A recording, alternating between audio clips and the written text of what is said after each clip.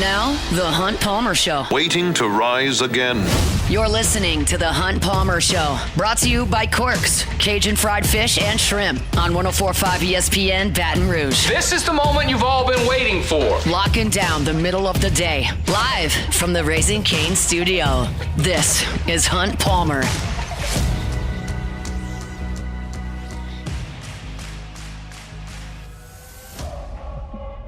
Welcome in. Hunt Palmer coming to you from the Raising Cane studio downtown in the capital city on some day. I don't know what day it is. They tell me it's Friday. It might be Friday. It could be Monday. It could be Saturday for all I know. It's one of the days, and we're going to get through this hour, and then I guess take 2 more days off for the weekend. But glad you are here with us. If you're working, we'll get you to the finish line. If not, appreciate you being here. We got a lot to do. Preston Guy is going to be here in 15 minutes, TigerBait.com. He was in the Superdome last night covering Ole Miss and Georgia from the Big Easy. We'll talk to him about what's going on with LSU football. Saints got the Falcons coming up on Sunday. They'll close their season. We'll talk about that as well. Get you ready for Week 18 in the National Football League. Transfer portal is open. LSU's got a quarterback that's going to visit. We're going to talk about that as well. So there's lots and lots and lots to do. Appreciate you being here. Our Friday show is brought to you by Corks. Let's get it started the way we do every single day. Welcome to the big league. It's time for Hunt's Opening Drive. Presented by Fabry Chevrolet GMC in St. Francisville. All right, let's get this thing moving. I did something last night that I just very, very, very rarely do. I went to a game, and I didn't have any work obligation or the strongest of rooting interests. I was at the Sugar Bowl last night as a fan. Not a press pass, had a ticket, had a seat, had a couple of beers, watched the game. Yes, I wanted Georgia to beat Ole Miss. I don't want Ole Miss to win the national championship, and I would like Ole Miss's coaches to come to Baton Rouge where they are currently employed. But truth be told, it was nowhere near my emotional investment in an LSU game or a Chicago Cubs game, the games that just bring your stomach into knots. It was not like that last night. I just enjoyed the action. And I'll tell you this, there are a lot of things going on in collegiate athletics. You've got a situation where Nebraska and Oklahoma, the storied rivalry in college football, they don't play anymore. Notre Dame and USC said we're not going to play, and we just split up Oklahoma and Oklahoma State, and Stanford's in the ACC, and the conferences are completely mangled. And every single January, every football team in the country has 85 free agents. And you've got players who didn't play it down for LSU this year announcing they're returning to LSU. All of that, to me, seems very silly. You've got players holding schools hostage for money. You've got LSU's coach, who was Ole Miss's coach, at LSU while Ole Miss is trying to win a national championship and winning the biggest game in their program's history, and they've got a mercenary staff that's splitting time between Oxford and Baton Rouge, and that is silly. And there's revenue sharing, and there's bickering in athletic departments about what sports should get what. Like, I'm perfectly willing to assess all of that and say that a lot of this is very, very silly. However, like last night was a breath of fresh air for me personally, because I didn't have to worry about the wins and losses. What do I tell y'all all the time when a change is made in collegiate athletics? Well, how does that affect LSU? Like, that's always where my mind goes. Last night didn't really affect LSU. Now, you could suggest the coaches, but if you just go to the game, like, it didn't really affect LSU. So I could just sit back and enjoy it. And y'all, it was freaking awesome in the Superdome last night. It was awesome. You could feel it when I walked in that place, how big the moment was. It was the biggest game that any of those powder blue-clad Ole Miss fans had ever attended in their lives. It was a monstrous moment for Georgia. Now, Ole Miss had 65% of the dome last night. I mean, they showed out. But Georgia was loud, and they were good, and Ole Miss's crowd was on fire.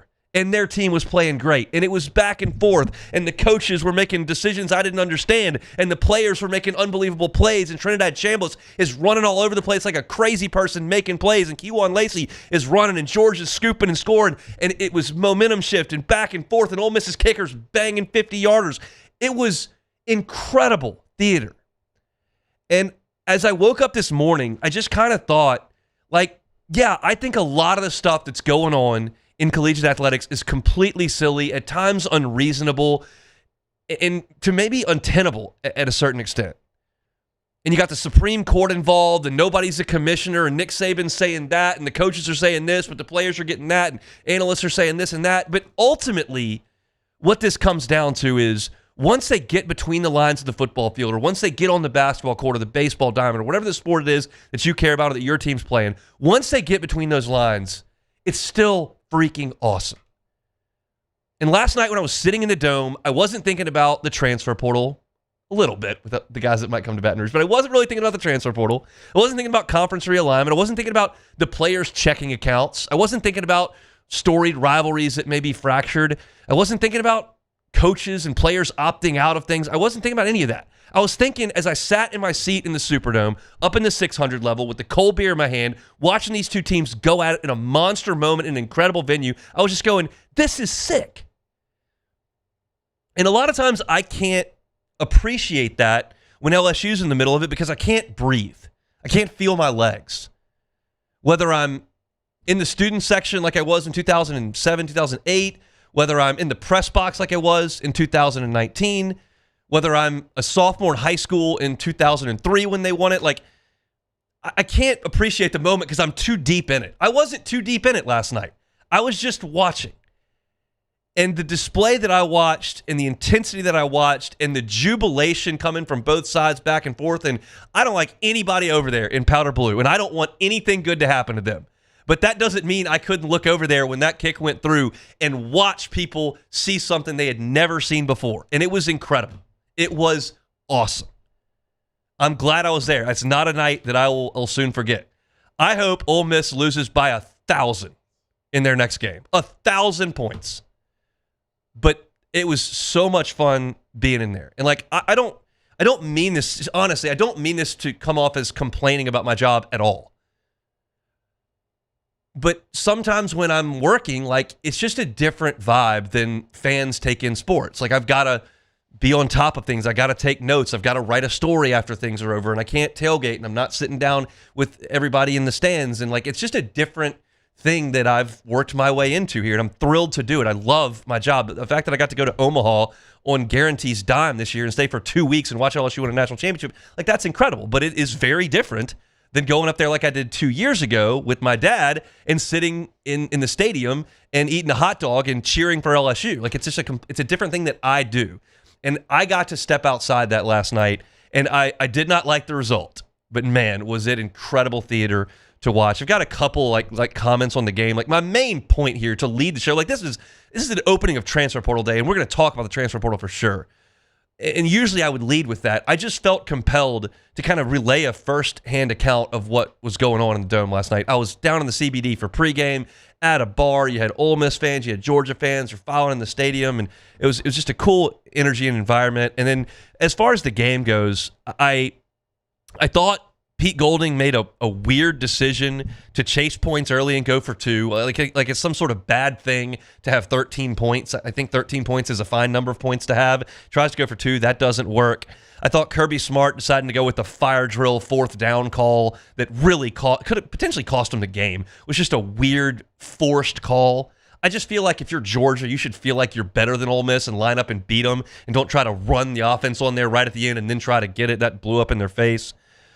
I thought that Georgia did a poor job down there with 1 minute to go of managing the clock and then getting in the, obviously they didn't get in the end zone of managing that situation. I thought it was inconceivable that Georgia would allow Ole Miss to get behind them for a 40-yard pass in that play.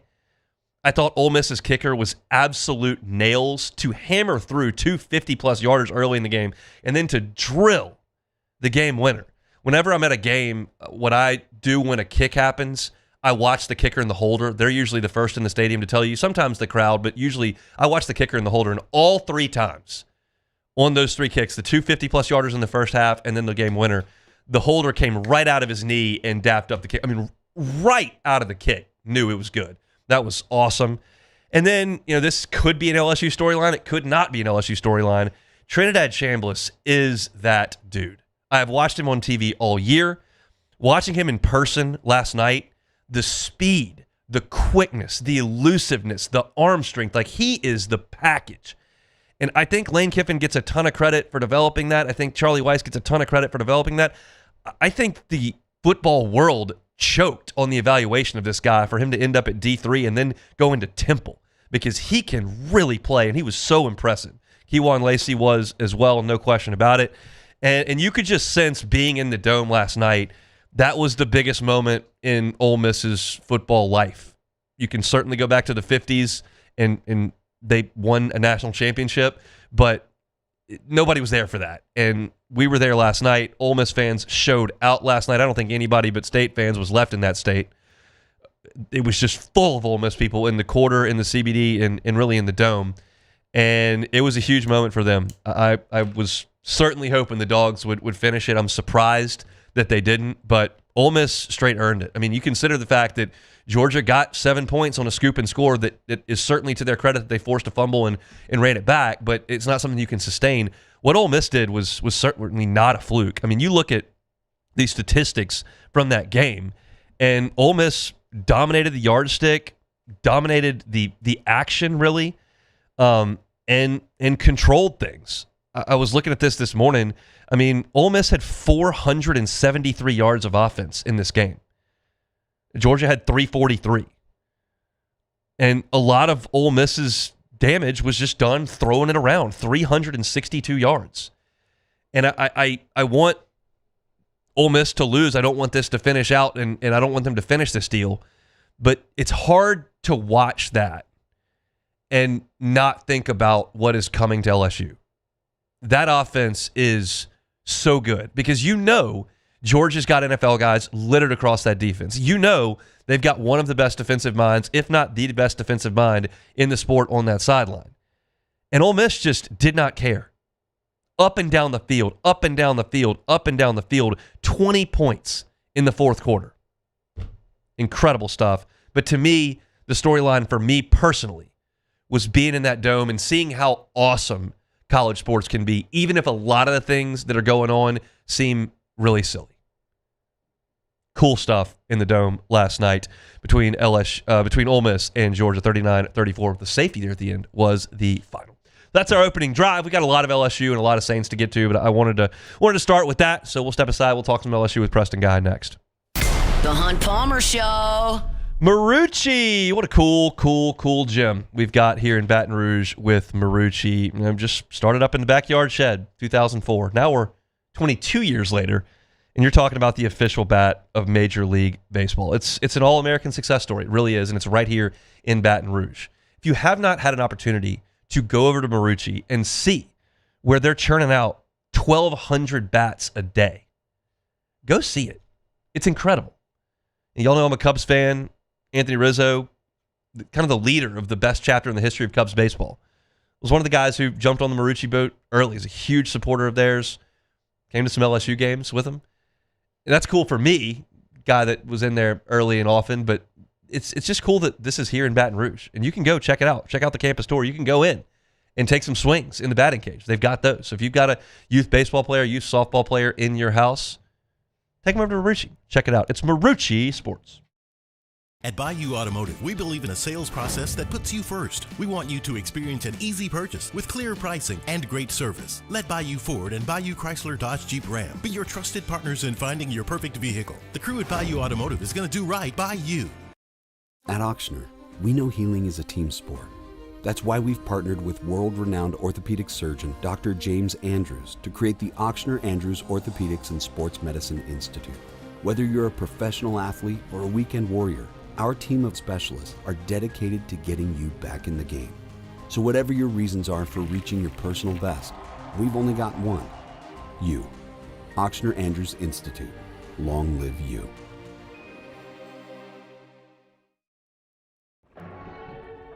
These are the luckiest ice cubes in the world.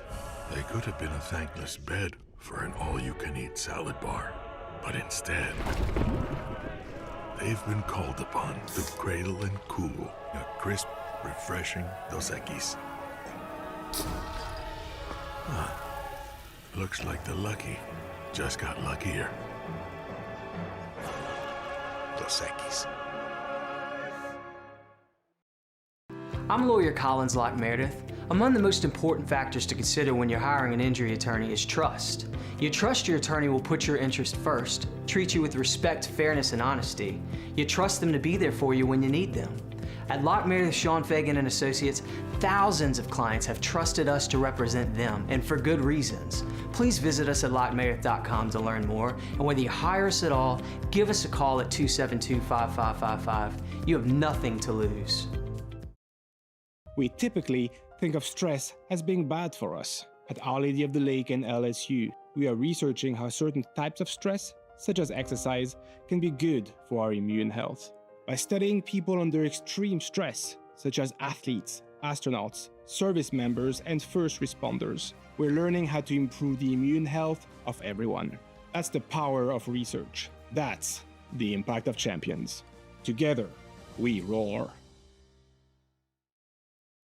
I'm Gabrielle McLeod on behalf of the Louisiana Propane Dealers. I have spent hundreds of hours preparing for scholarship competitions. That preparation paid off when I won the Fitness and Talent Awards along with the title of Miss Louisiana. The Louisiana Propane Dealers are also pretty talented and want you to be prepared for when the power goes out.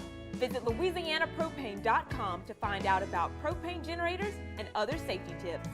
Louisiana Propane, it truly is the fuel for our future.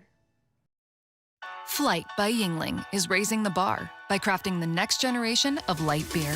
With only 2.6 carbs and 95 calories, this is premium. You're listening to The Hunt Palmer Show, brought to you by Corks, Cajun Fried Fish and Shrimp.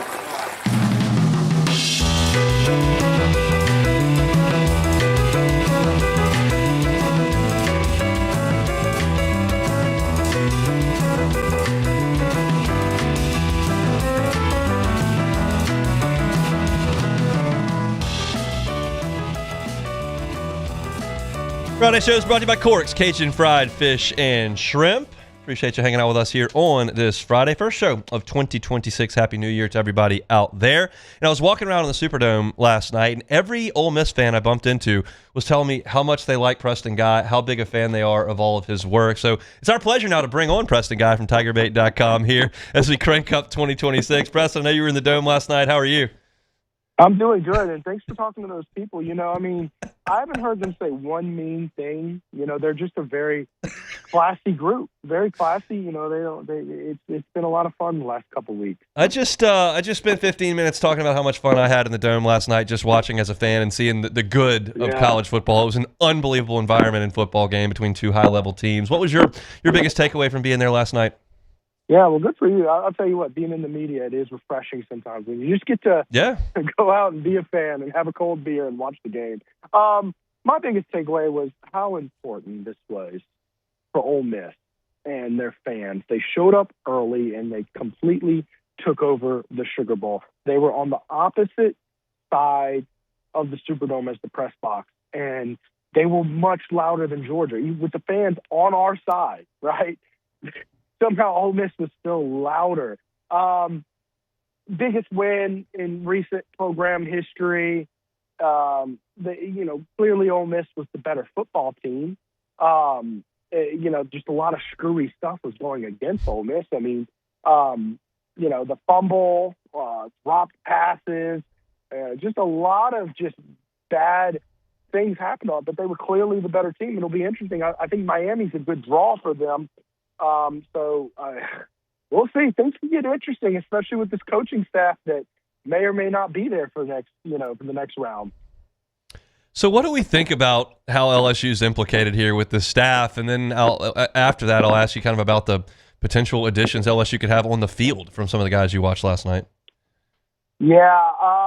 Well, I'll tell you what, any guys LSU's targeting in the portal or might be interested in targeting, I guess is the proper way to phrase that. That gets put on the back burner now because these guys aren't going to enter the portal while they're gearing up for a semifinal game. Absolutely not.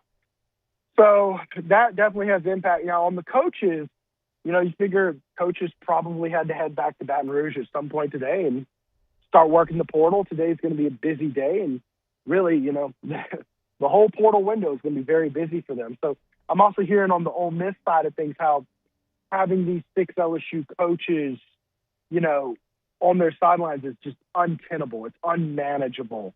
So, it's very likely that they're going to have to make some other adjustments. I do know they brought on staff, recently hired one of the guys who worked with Charlie Weiss Jr. to call plays before he took over, taking all the play calling himself to come back. So they've already made some moves to be able to survive without that offensive staff, but we'll have to see how things play out. All right, let's talk about LSU and what we've seen from portal entrants. Obviously, no one has committed to LSU. We're just a couple of hours into this thing. But as far as the folks that are heading out, what catches your eye?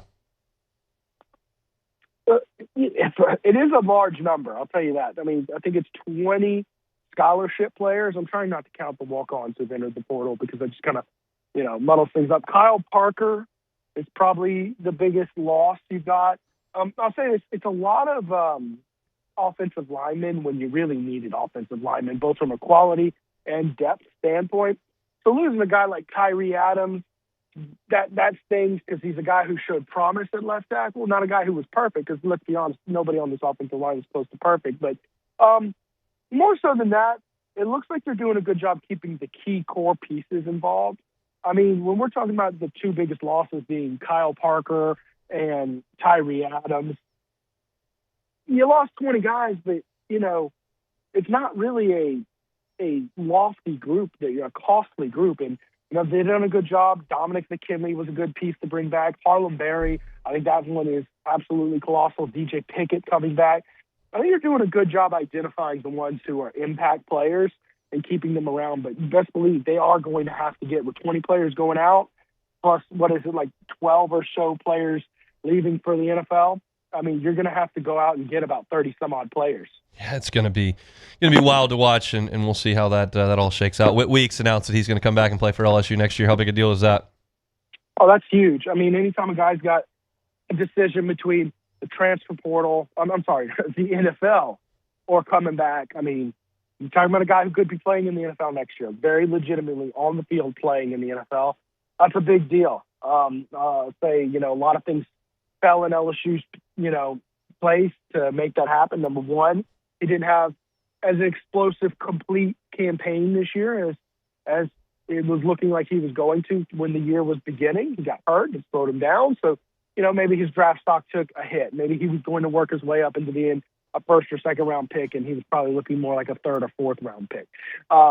Secondly, Lane Kiffin coming back. It's no secret that he is dating Lane Kiffin's daughter, and that is probably a unique experience that he gets to come play for, his girlfriend's dad. Also a unique experience in that, because he came here, he has a lot of NIL funds to work with. That probably helps the decision. And I've always said that guys like this is where NIL helps, because a lot of times in the past, guys are like, well, my stock dropped. I'm a third, fourth, or fifth round grade, but, maybe I could have a strong combine and make some money. But, even the league minimum is much more than zero. Well, nowadays, colleges can blow away that league minimum. It's actually a lot smarter to be a college star in the SEC than it is to go be, a backup on the roster, making league minimum in the NFL nowadays. There's a report on ESPN. Pete Thamel tweeted earlier today that Brendan Sorsby from Cincinnati is going to visit Texas Tech today on Friday, and then he'll continue on to Baton Rouge at some point this weekend. Your thoughts on that situation? Yeah, I mean, that's a huge guy. I mean, he is an absolute stud for Cincinnati. He fits Lane Kiffin's offense like a glove, right? So, from what I've heard, he may even be higher on their board than Trinidad Chambliss, right? And we all saw how good he was last night. That would be a massive pickup for LSU. And his name alone, he's the kind of player where you're trying to figure out how many games is LSU going to win. Well, just adding him to the mix means, hey, if you surround them with guys, you might be a contender, because that's LSU's sole biggest problem right now is you literally don't have a quarterback you can go out there and contend with, right? And probably second to that, 1A, 1B is offensive line. He's also a very mobile guy who can move around and kind of help for some of your O-line flaws. But if just his name alone would be just so big for this class. What do you expect this weekend? Do you expect a flurry of commitments? Is it just visit season? What are you hearing on what we're looking at over the next 48 hours? I'm actually a little surprised it's been as slow as it's been this morning in terms of rolling in the news. I'm almost a little wondering, like, are they slow rolling a lot of this stuff intentionally so that, you're not going to get a tampering allegation? Because we're starting to hear coaches adjust their media talk to kind of be a little more careful about that. We heard that in the bowl game with Lane Kiffin saying, I don't know if I can even talk about him without getting accused of tampering, So I think that we all know it's obviously going on, right? Us in the media, we can recklessly talk about things, but let's say you have a deal already lined up with a guy. It's like, all right, let's give it 72 hours. That's what I wonder is going on. I'm just curious if it's going on. It seems like it. But I would expect some fireworks to go off this weekend, particularly with guys who might have already had a familiar relationship, guys who were either recruited by LSU in the past, guys who either played for LSU in the past, thinking like guys like Lance Hurd, right? Guys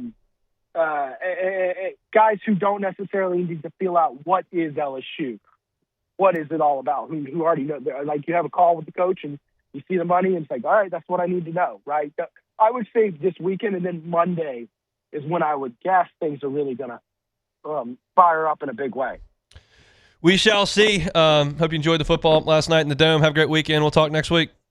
I sure did. I'll see you next week. Preston Guy, TigerBait.com with us every single Friday. I want to remind you that our friends at Fabry Chevrolet GMC on Highway 61 in St. Francisville, under new ownership as of October 1st. The Fabry family, I got that point there, was in St. Francisville for Chevrolet GMC. Got an incredible inventory of new as well as pre-owned vehicles there in St. Francisville. You can check out the entire inventory online. It's there at FabryChevrolet.com. That's F-A-B-R-E. FabryChevrolet.com, or make that short drive up to St. Francisville. The Fabry family's been in this market for 35 years. You know what you're going to get when you deal with that family. You're going to get incredible customer service. You're going to get an unbelievable inventory. So if you're looking for a Chevy Silverado on the truck side, maybe a Tahoe or a Suburban on the SUV side, they got you covered. On the GMC side, hey, Sierras, Yukons, Denali's, you name it, they've got it there on the lot in St. Francisville. Make the short drive up there or check them out online at FabryChevrolet.com.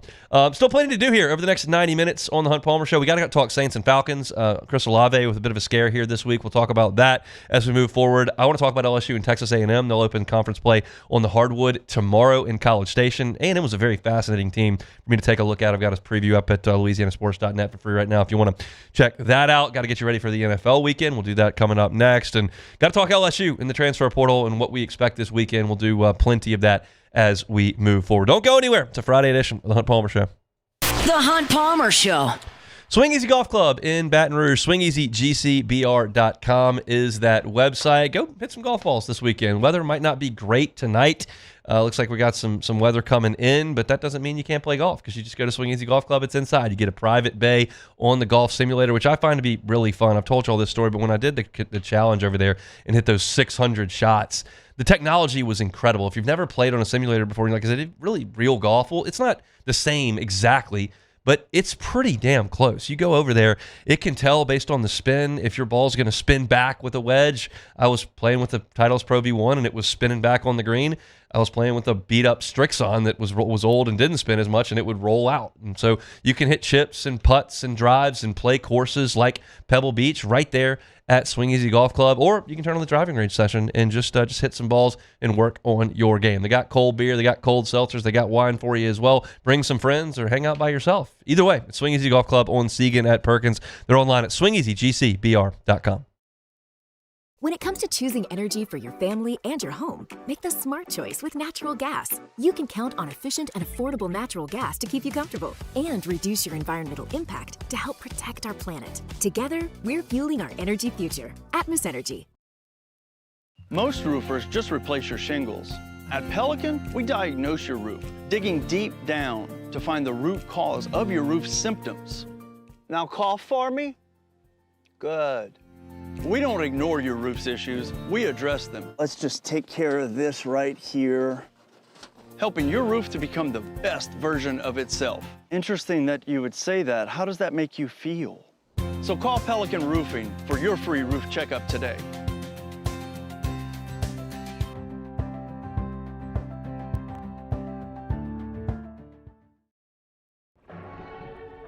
These are the luckiest ice cubes in the world. They could have been a thankless bed for an all-you-can-eat salad bar. But instead, They've been called upon to cradle and cool a crisp, refreshing Dos Equis. Looks like the lucky just got luckier. Dos Equis. I'm Lawyer Locke Meredith. If you're battling an insurance company because of a wreck not your fault and they're not calling you back or being fair, whether you hire us at all, give us a call, 272-5555, or email Locke Meredith, Sean Fagan and Associates. You have nothing to lose. Hello, I'm Collins Meredith. If you've been injured on the job, you'll likely have a workers' compensation claim, but you may also have a tort claim, which opens up significant recovery rights not normally available for a work injury. If this is you, call us or come see us at Locke Meredith, Sean Fagan and Associates. At Bayou Automotive, we believe in a sales process that puts you first. We want you to experience an easy purchase with clear pricing and great service. Let Bayou Ford and Bayou Chrysler Dodge Jeep Ram be your trusted partners in finding your perfect vehicle. The crew at Bayou Automotive is going to do right by you. Today, we are shaping tomorrow. We are researching how extreme stress impacts the immune system, from trauma victims to athletes and even astronauts. Our work is leading the way in sepsis treatment, saving countless lives. We're unlocking the mind with music in exciting new ways. Our Lady of the Lake Health and LSU are improving the health of our state. That's the impact of champions. Imagine the impact we'll have on the future. Together, we roar. Looking for cleaner energy? Propane is energy for everyone. And when you're cooking with clean, affordable propane, you're cooking with gas. In the wintertime, nothing heats a home like Louisiana propane. And when you need hot water, propane's got you covered. Oh, and you won't regret. This is the Hunt Palmer Show, brought to you by Corks, Cajun fried fish and shrimp.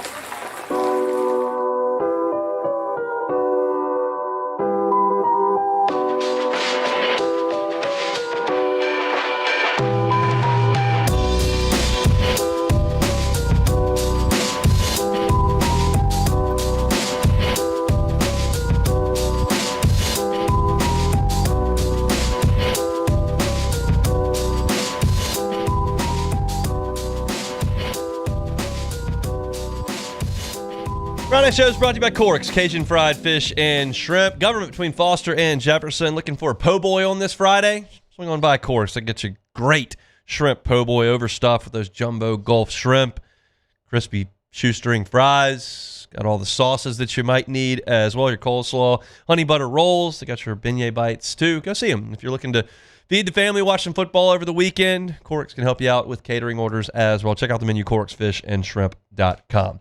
All right, we're going to talk about the Saints and the Falcons in our next segment. Scary week for Chris Olave. He's not going to play on Sunday, so his season is done. We'll see what Tyler Shuck can do without him. He's leaned on Olave pretty heavily, so we'll discuss that coming up here in about 15 minutes. And I want to talk about what we saw in the Rose Bowl yesterday, coming up here in about 5 or 6 minutes. But first, it's time for Week 18 in the National Football League.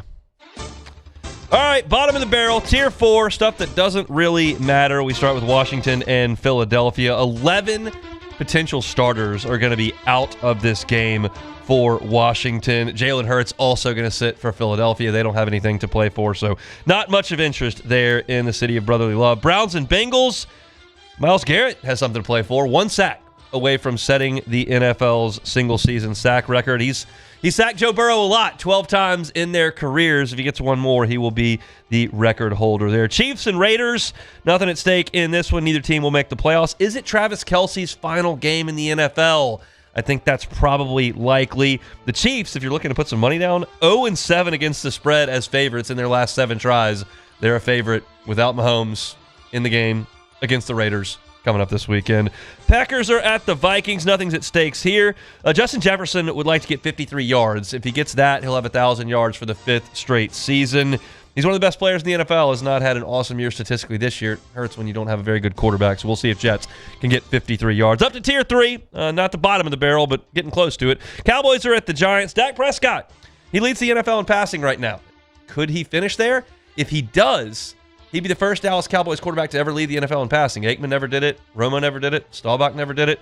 Could be Dak Prescott if he gets it done this weekend. The Titans are at the Jags. The Jaguars win the South with a W. They can get the top seed with a win and losses by New England and Denver. That's not very likely. they should get a win over the Titans coming up here. The Colts are at the Texans. Riley Leonard's going to play quarterback for the Colts. They're going to sit Phillip Rivers down. The Texans are going to play their guys. They win the AFC South if they win and Jacksonville loses to the Titans. So we'll see what happens there in the AFC South. Jets are at the Bills. Probably the last game at Highmark Stadium. It opened in 1973. The Bills will move into their new stadium next year. They could theoretically get a home playoff game, but as a wild card, it's very, very unlikely. So probably the last game at Highmark Stadium there in Orchard Park. Cardinals are at the Rams. Nothing at stake here. The Rams looking to get the 5 seed or the 6 seed. That's all the intrigue I've got for you on that one. And the Cardinals putting the Kyler Murray era very likely in their rearview mirror after this one. Dolphins and Patriots. New England needs a W a W and a Denver loss to clinch the top seed. Quinn Ewer is going to start for the Miami Dolphins. All right, Tier 2. Got 3 games here that are pretty big. The Buccaneers are hosting the Panthers. The Buccaneers have lost 7 of 8. 7 of 8.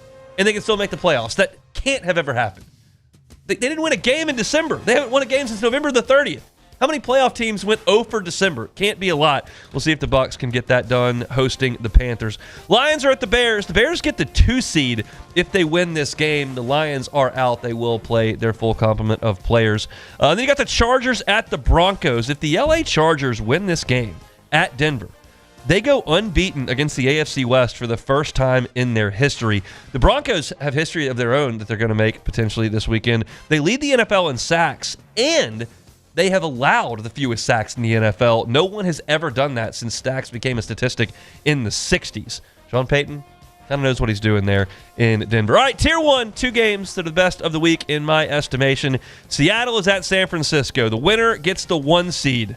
The 49ers defense last in the NFL in sacks and pressure rate. It's beyond my comprehension that a team could get the 1 seed in a conference with the worst pass rush in the NFL. That's a weird statistical anomaly there. They'll be hosting Seattle coming up this weekend. And then the Sunday night game, Ravens at the Steelers. Pretty simple. Win, you're in.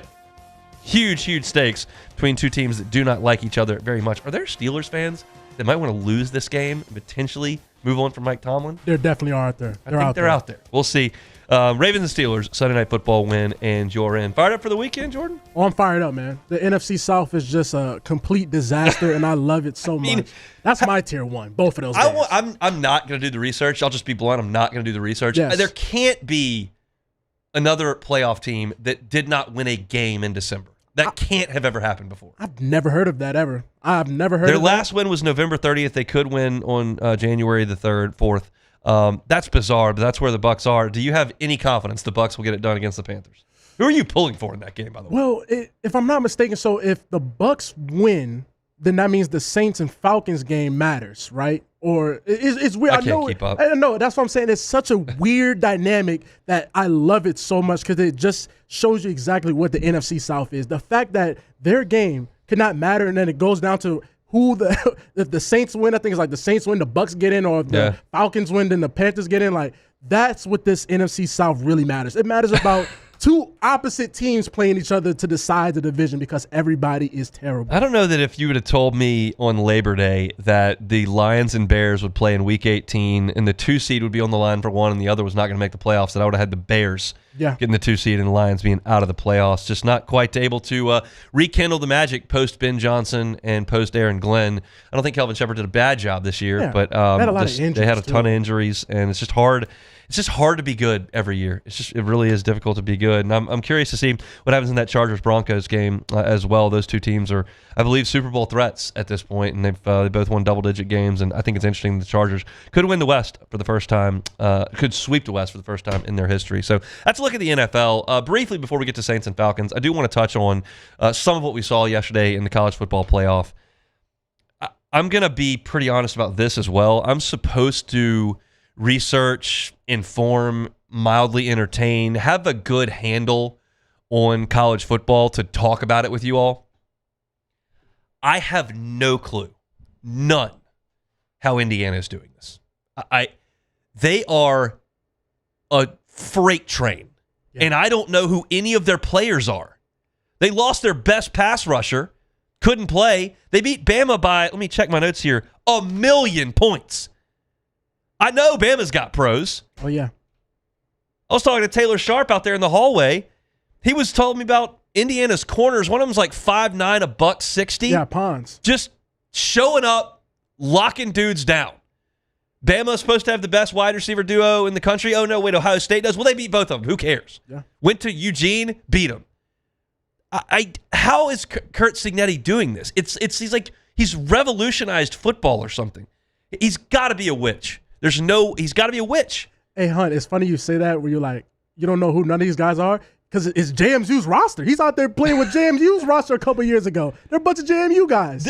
I'm living in a world where Ferris State's quarterback is crushing Kirby Smart, and James Madison's roster is boat racing Alabama in the Rose Bowl. What am I supposed to do with that? I'm supposed to give some sort of educated opinion on that? I'm not educated on that. I don't understand how Indiana is that much better than everyone else. Hunt, you know what's even crazy? If you would have came maybe not even less than 5 years ago and been like, there's going to be a time where Indiana is going to knock out Alabama cold in the Rose Bowl. Indiana football. Now, we're not talking basketball. We're talking Indiana football. Just 5 years ago, you would be like, you're out of your mind. If they play like that, nobody can stay on the field with them. It's Indiana. Close. Yeah. Mendoza, the Heisman. And you know what? I have my doubts about him. I have my doubts about Mendoza. He shut me completely T-Bob had a great take on Mendoza.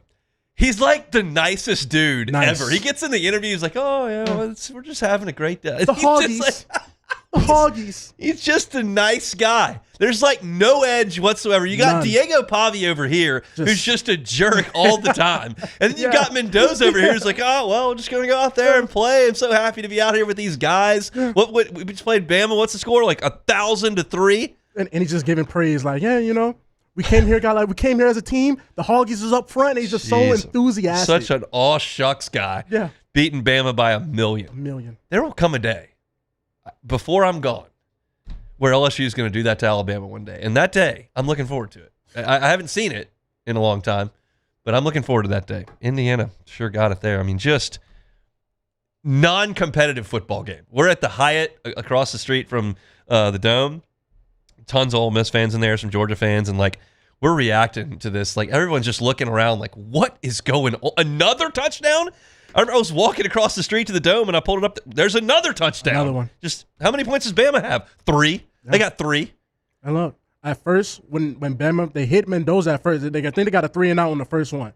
Came and hit him. I'm like, oh, yeah, that's how it's going to be all game. Like, they're going to rattle him. We're going to see Mendoza unrattled. This dude came out there, and I'm talking dots. And I ain't gonna lie, Hunt, we're sitting in a situation where it's like there is no time limit to turning around a program no more. No. India, he turned around in 2 years.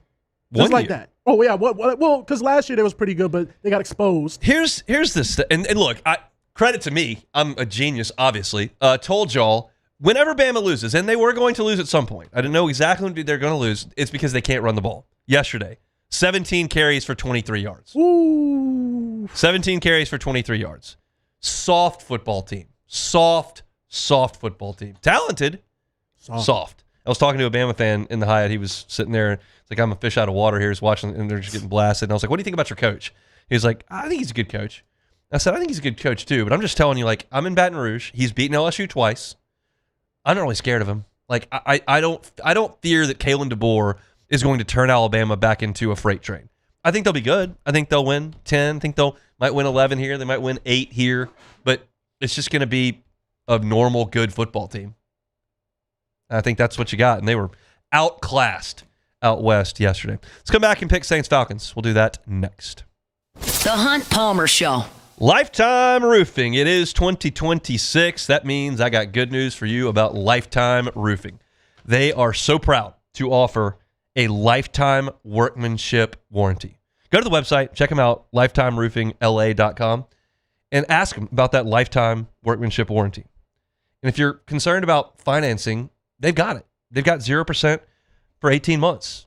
Even if you want to finance your deductible, if you've got a sizable deductible, there's a weather event, and you're looking at 2%, something like that, you want to finance that, you can do it. They're happy to work for you. This is a company born right here in South Louisiana with people from South Louisiana that care about the state of Louisiana. They care about the people in our state, and they understand, like, we have some tough times with roofing. got storms that blow through, and people need help. Lifetime Roofing is here to help. So if you're looking for a roofer that can give you a lifetime workmanship warranty, Lifetime Roofing. If you're looking for financing, whether it's a whole roof or deductible, Lifetime Roofing. Go check them out online. LifetimeRoofingLA.com. LifetimeRoofingLA.com. Hi, this is Beth Serena. Welcome to my pool.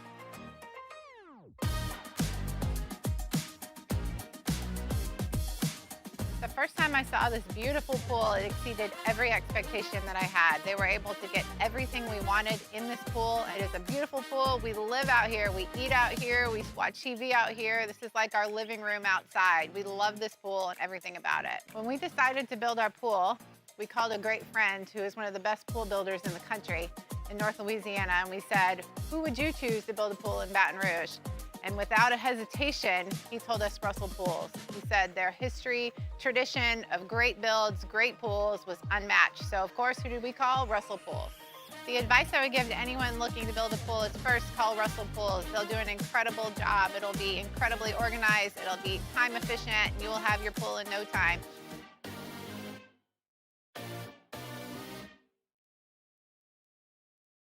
At Bayou Automotive, we believe in a sales process that puts you first. We want you to experience an easy purchase with clear pricing and great service. Let Bayou Ford and Bayou Chrysler Dodge Jeep Ram be your trusted partners in finding your perfect vehicle. The crew at Bayou Automotive is going to do right by you.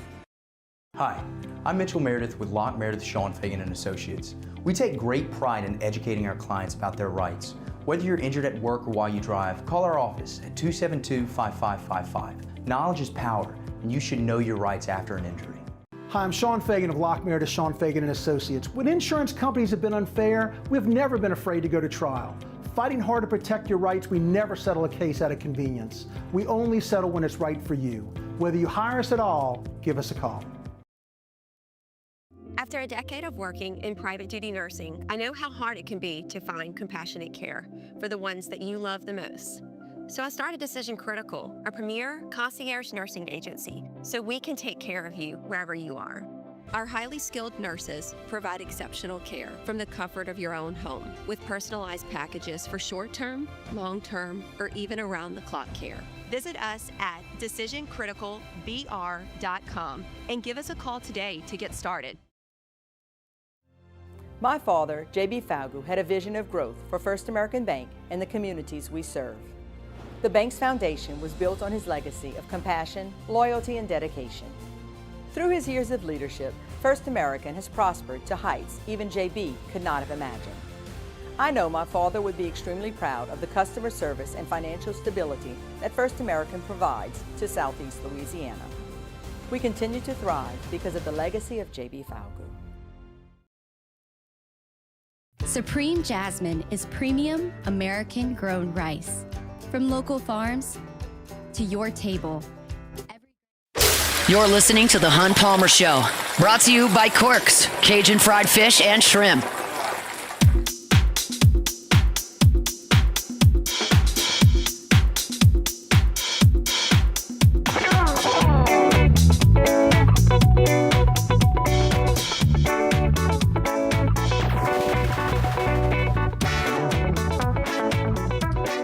All right, let's wrap up hour number one here. Our Friday show is brought to you by Corks, Cajun fried fish and shrimp.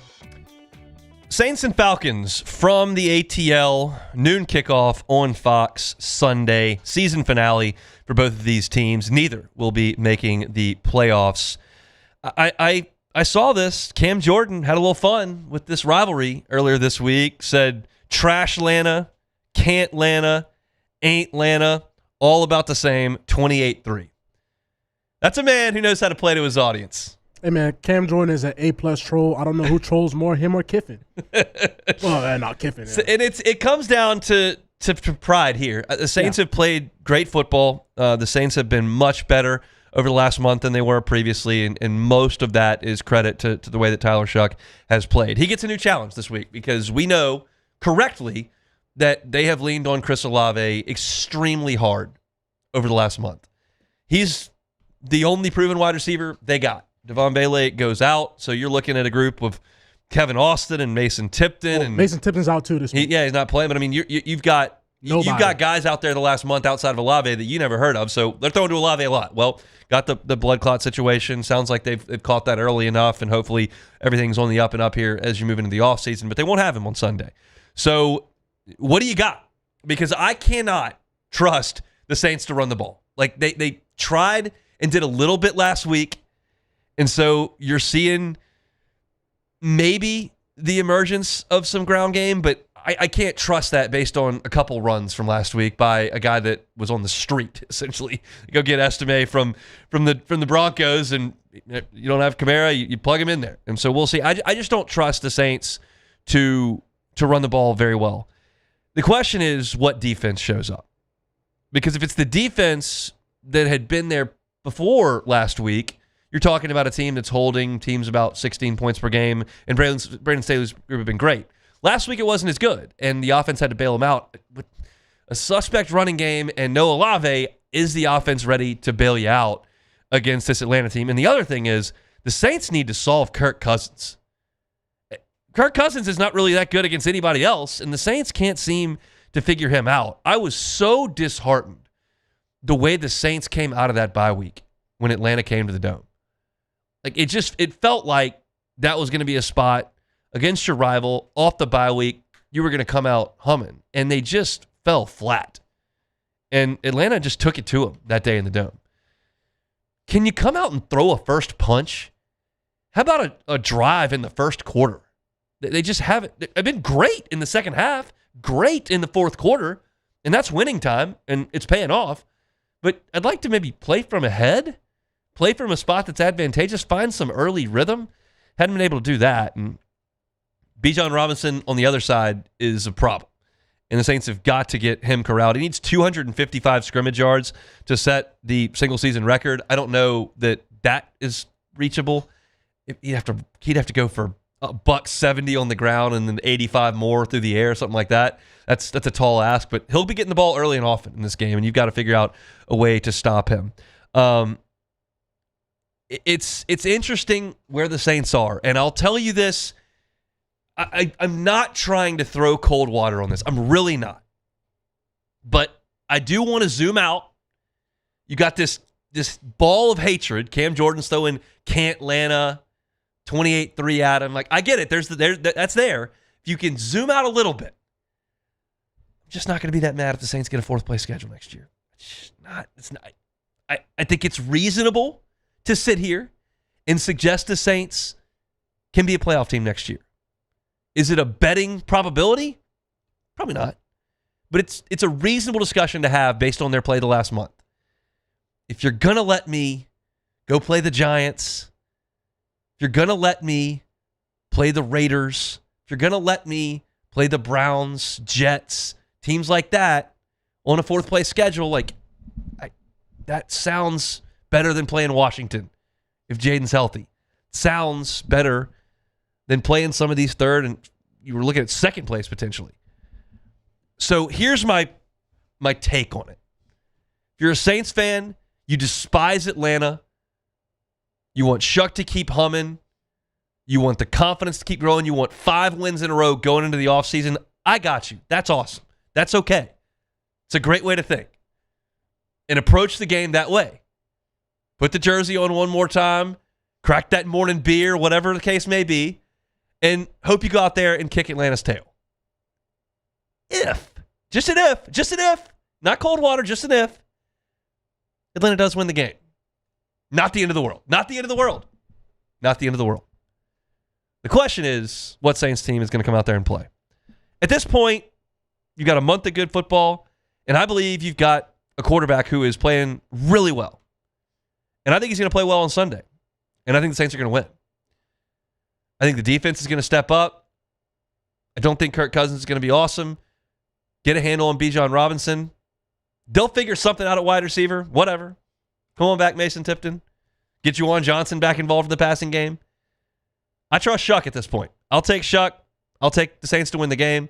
I'll take him to win it 27-24 late.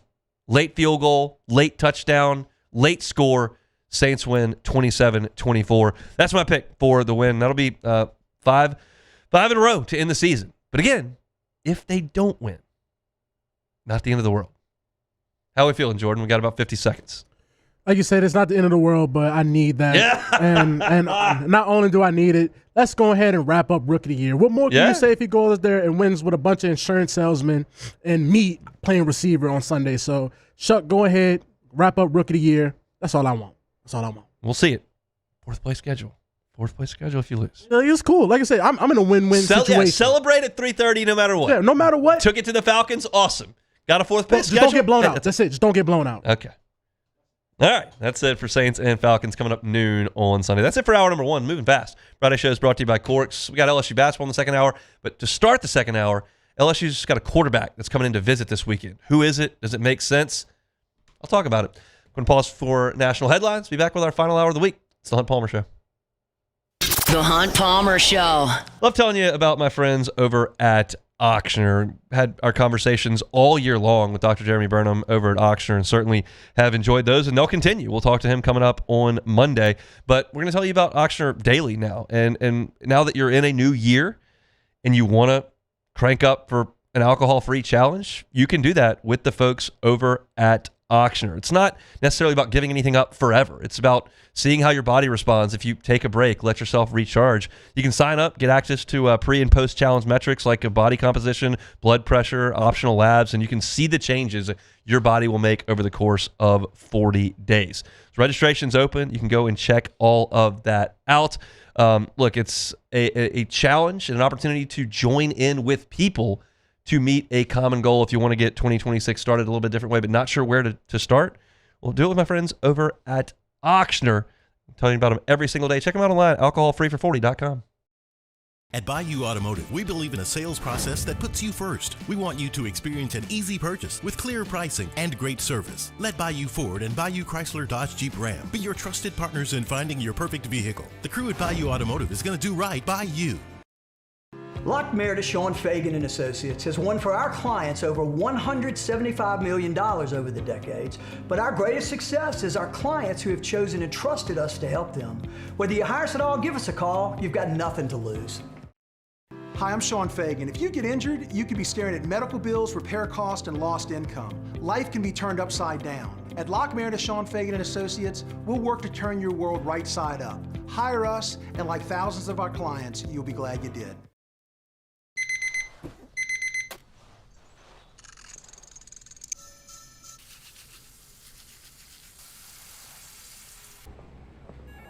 Sometimes you ignore the signs, even when they're right in front of you. Problem gambling isn't always easy to spot. Know the signs. Set your limit. Learn more about healthy gambling habits by visiting us online or text or call for free confidential help now.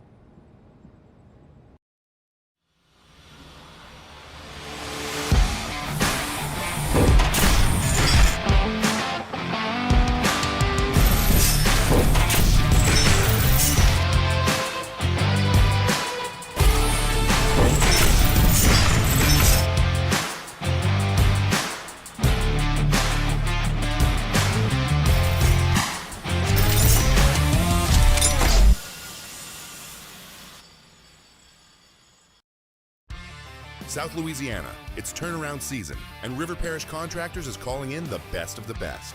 We're hiring pipe fitters, iron workers, boiler makers, combo and structural welders, rig welders, carpenters, crane operators, dirt operators, and more. If you're ready to work, ready to earn, and ready to build something that lasts, call Big Jake at 318-547-1000 or go to rpcontractors.com. River Parish Contractors. Let's get building. Looking for cleaner energy? Propane is energy for everyone. Propane water heaters are very cost efficient, and the savings are even greater with a tankless propane water heater. We all know that Louisiana propane is a safe and environmentally friendly fuel. So why not go green while you save some green? I'm Miss Louisiana, Gabrielle McLeod, and for more information, visit louisianapropane.com. Raising Cane's is our victory meal. Football fans are some of the most dedicated fans in sports. It's a fundamental quality we share, and that fuels every single order of our hand-battered chicken fingers. Wherever there's football, there's Raising Cane's. One love. Let's go.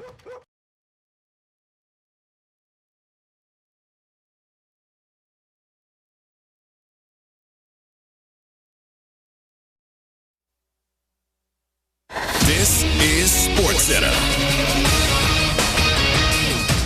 I'm Ed Benkin. The college football bowl season continues. In the third quarter on ESPN at the Lockheed Martin Armed Forces Bowl, Texas State leads Rice 17-7. Coming up later today, a pair of games on ESPN Radio. First, the AutoZone Liberty Bowl between Navy and Cincinnati. That game will kick off in about 90 minutes. Tonight on ESPN Radio, it's the Duke's Mayo Bowl between Mississippi State and Wake Forest. Both of those games can also be seen on ESPN. Meanwhile, Indiana is no doubt still savoring its blowout win over Alabama at the Rose Bowl yesterday. Sources have told ESPN it is unclear how many Ole Miss assistants who are preparing to join Lane Kiffin and LSU will be allowed to stay for next week's semifinal.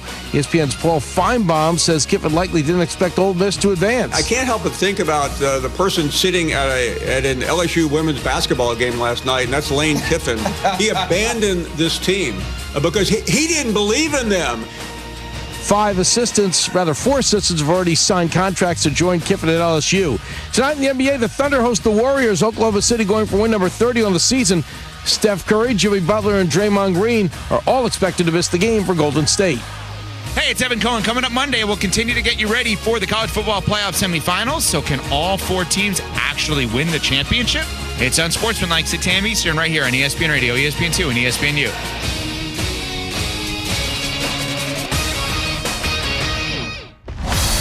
Now, The Hunt Palmer Show. Waiting to rise again.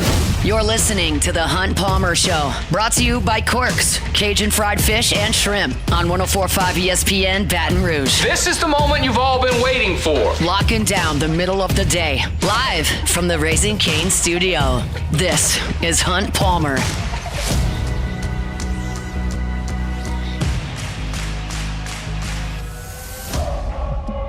Hour 2, Friday edition of the Hunt Palmer Show, brought to you by Corks, Cajun fried fish and shrimp. Got some LSU to talk about here in this hour. We'll also dip into some Tiger basketball as they'll travel to College Station to take on Texas A&M tomorrow. 3 o'clock tip-off for conference play. I'm excited to watch that one. I've got some thoughts on it as well, so we'll get to that. The transfer portal's open. All the reports that you've seen the last 3 weeks about this guy's going in the portal, that guy's going in the portal, you can't officially go in the portal until today. Actually, 11 o'clock last night. So now visits are happening. You're going to start to see commitments and guys changing places. And the visits have cranked up. And Pete Thamel from ESPN reported earlier today that Brendan Sorsby, who is the number one player in the transfer portal according to ESPN, has a couple of visits set up. You're thinking, well, who is Brendan Sorsby? Tell me about him. I'll do that. He is the quarterback for the Cincinnati Bearcats. He started his college career in 2022 at Indiana. He was the backup in 2022. In 2023, he played, threw for 1,500 yards and 15 touchdowns, then transferred to Cincinnati for the 2024 season. He's been Cincinnati starter for the last 2 seasons. Both years, he threw for almost exactly 2,800 yards. Last season, he threw for 2,813. This year, threw for 2,800 on the number. So, remarkable consistency there, 13-yard disparity over 2 years. This year, though, played his best ball. 27 touchdowns and 5 interceptions for Sorsby as the quarterback at Cincinnati. He's got 1 more year of eligibility left. He's 6'3", 235 pounds. He's also a dual-threat guy. He had success running the ball each of the last 2 seasons. This past year, he ran for 580 yards and 9 touchdowns. And I saw an interesting statistic today on him. In 6 different games, he had at least 1 run of 20 yards. I watched his film on YouTube. He is a good athlete. He's got good size. He's got a good arm. And he kind of looks the part of a Lane Kiffin quarterback. There are similarities. They're not similar players to a T, but there are similarities in Matt Corral, Jackson Dart, Trinidad Chambliss, and Sorsby.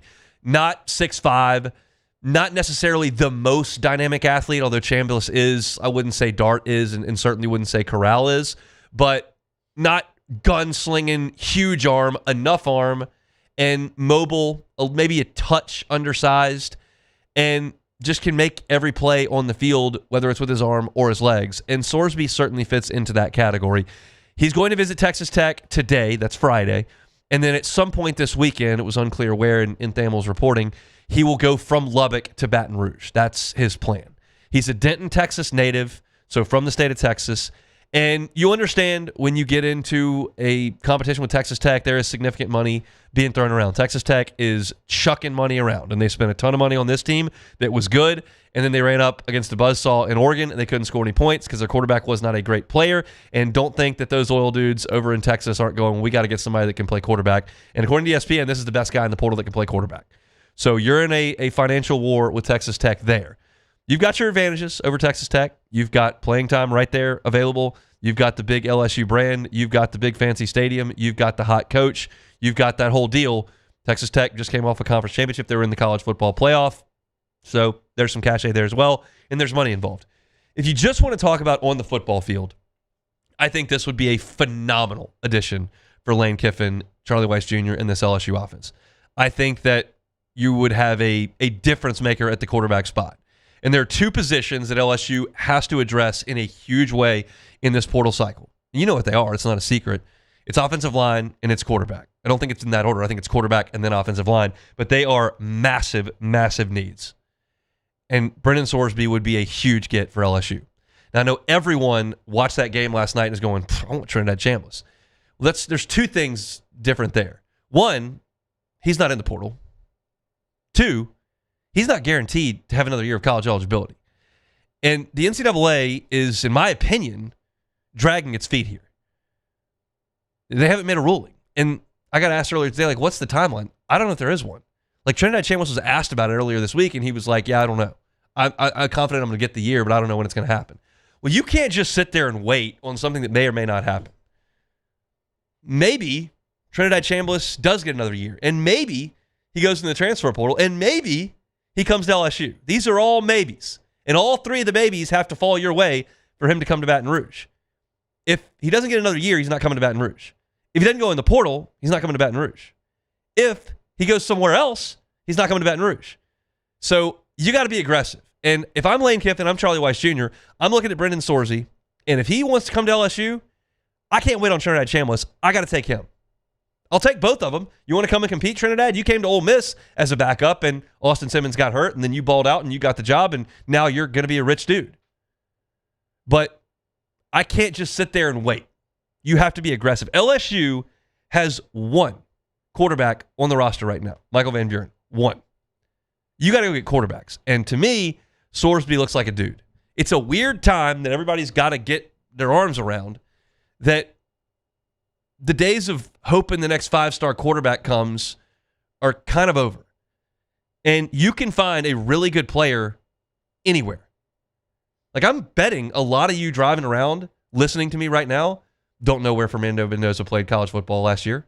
Don't know where he played 2 years ago. And I know none of you had heard of Trinidad Chambliss 4 months ago. No one. I would be willing to bet, weird bet, willing to bet, that no one outside of maybe Super Talk Mississippi mentioned Trinidad Chambliss for the week we were in SEC Media Days in August. Ferris State backup, whatever. And there was a long time where if you were LSU, where's the next four-star quarterback coming from that we're going to pin our hopes to? Well, now you go in the portal in Cincinnati, Ferris State, Arizona State, Washington State, Georgia Tech, wherever, go get one. And I think it's time for LSU to pounce. And if they can get Sorsby to campus, I think they've got a shot to land him. The issue would be if Sorsby goes to Lubbock, sees the offer, and doesn't get on a plane to Baton Rouge, right? As long as you get the visit, you've got a really good chance because you make the second impression. You make potentially the last impression. I don't know what his plans are beyond that. I don't know what his timeline is to make a decision, but I do feel like in watching the highlights of Brendan Sorsby, looking at the profile of the player and understanding what Lane Kiffin's offense is, this is a guy who's got enough arm, who's got tons of experience, 3 years as a starter, who can run and throw, and has been really, really productive and has 1 year to play. If I'm breaking down this race and I'm breaking down a quarterback, I want Trinidad Chambliss. I was in the Superdome last night. That guy is a dog. He's so quick, so fast, so agile, now has big game experience under his belt, and clearly vibes well with Lane Kiffin and Charlie Weiss Jr. I want that guy at LSU bad. Be great. But if any of those dominoes don't break LSU's way and he can't come to Baton Rouge, Sorsby looks pretty attractive to me. I would put Sorsby significantly ahead of DJ Lagway on any list that I was putting together. I think Sam Levitt's got some ability, but I would put Sorsby ahead of Levitt because Levitt is hurt. So I just, that's a risk if you're going to grab him. I'm looking at this portal cycle. I'm looking at quarterback. Sorsby looks like a dude to me. ESPN says he's the best quarterback in the portal, best player in the portal. I have no reason not to believe that. This guy with a ton of experience can make plays. LSU needs to get him to Baton Rouge from Lubbock first and then get something done. And if you've got Brendan Sorsby in your portal class in the next 72 hours, in the next week, that's a big, big get for LSU. Your defense is going to have a lot of continuity. You've got guys coming back on that side of the football. You've got your coordinator. You've got to overhaul this offense. You've got your staff in place. You got to get quarterbacks. You got to get offensive linemen. You've got to get running backs and wide receivers as well. But quarterback is paramount on the field. And Sorsby looks like a dude to me. I hope LSU can land him. That would be an exciting get for Lane Kiffin and kind of change the outlook of 2026. That's a look at LSU in the transfer portal. We'll do some more LSU football talk coming up here in 15 minutes. LSU 12-1 on the hardwood. It gets real starting tomorrow, and A&M is a fascinating team to look at. My view of LSU and Texas A&M on the hardwood coming up next. The Hunt Palmer Show. One Bath and Closets. OneBathAndClosets.com is the website. David Vaughn and his team, 30 years redesigning and remodeling bathrooms and closets. Safety is a big, big deal in the bathroom, especially as folks age. If there's some folks in your life that are aging that want to stay home, but you feel like the bathroom could be a hazardous spot for them, well, you can't take that risk away completely, but you can mitigate against it. Put in non-slip floors. Put in handrails in tricky areas. Put in a walk-in tub for convenience, comfort, safety. Put in a shower with a bench in it so that things are a little bit safer in a slippery area. All those things are perfectly within the course and scope of work that One Bath and Closets puts together. Have that sit down with David. It's free, just to have a consultation. He'll tell you what they can do. He'll give you their financing options, and he can make those safety enhancements to a bathroom pretty quickly here in 2026. Check them out online, OneBathAndClosets.com. OneBathAndClosets.com. Man, age is just a number. Don't let it dictate how you feel. Goodwood Men's Sexual Wellness has anti-aging services that can help you look and feel your best. Visit yourgoodwood.com and discover a renewed sense of vitality. When it comes to choosing energy for your family and your home, make the smart choice with natural gas. You can count on efficient and affordable natural gas to keep you comfortable and reduce your environmental impact to help protect our planet. Together, we're fueling our energy future. Atmos Energy.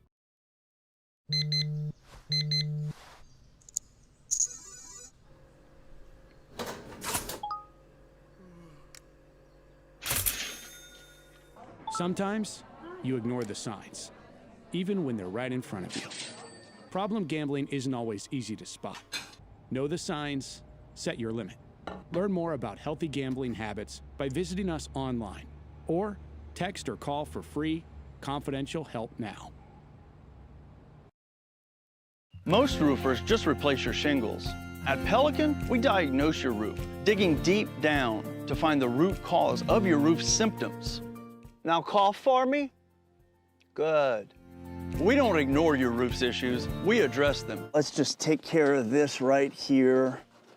Helping your roof to become the best version of itself. Interesting that you would say that. How does that make you feel? So call Pelican Roofing for your free roof checkup today.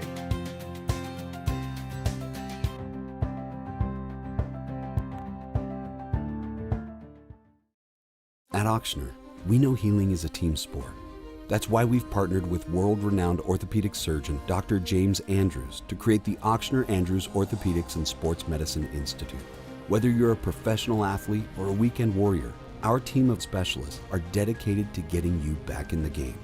So whatever your reasons are for reaching your personal best, we've only got one: you.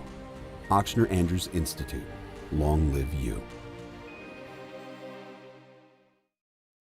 With all the delicious chicken finger options, it was an impossible decision. How about a box combo?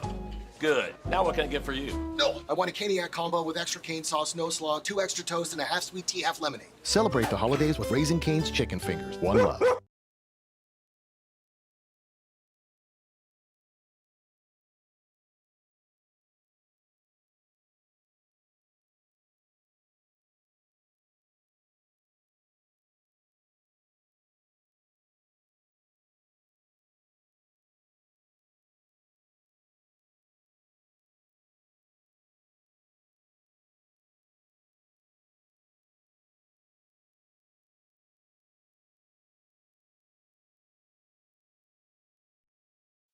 You're listening to The Hunt Palmer Show, brought to you by Corks, Cajun Fried Fish and Shrimp.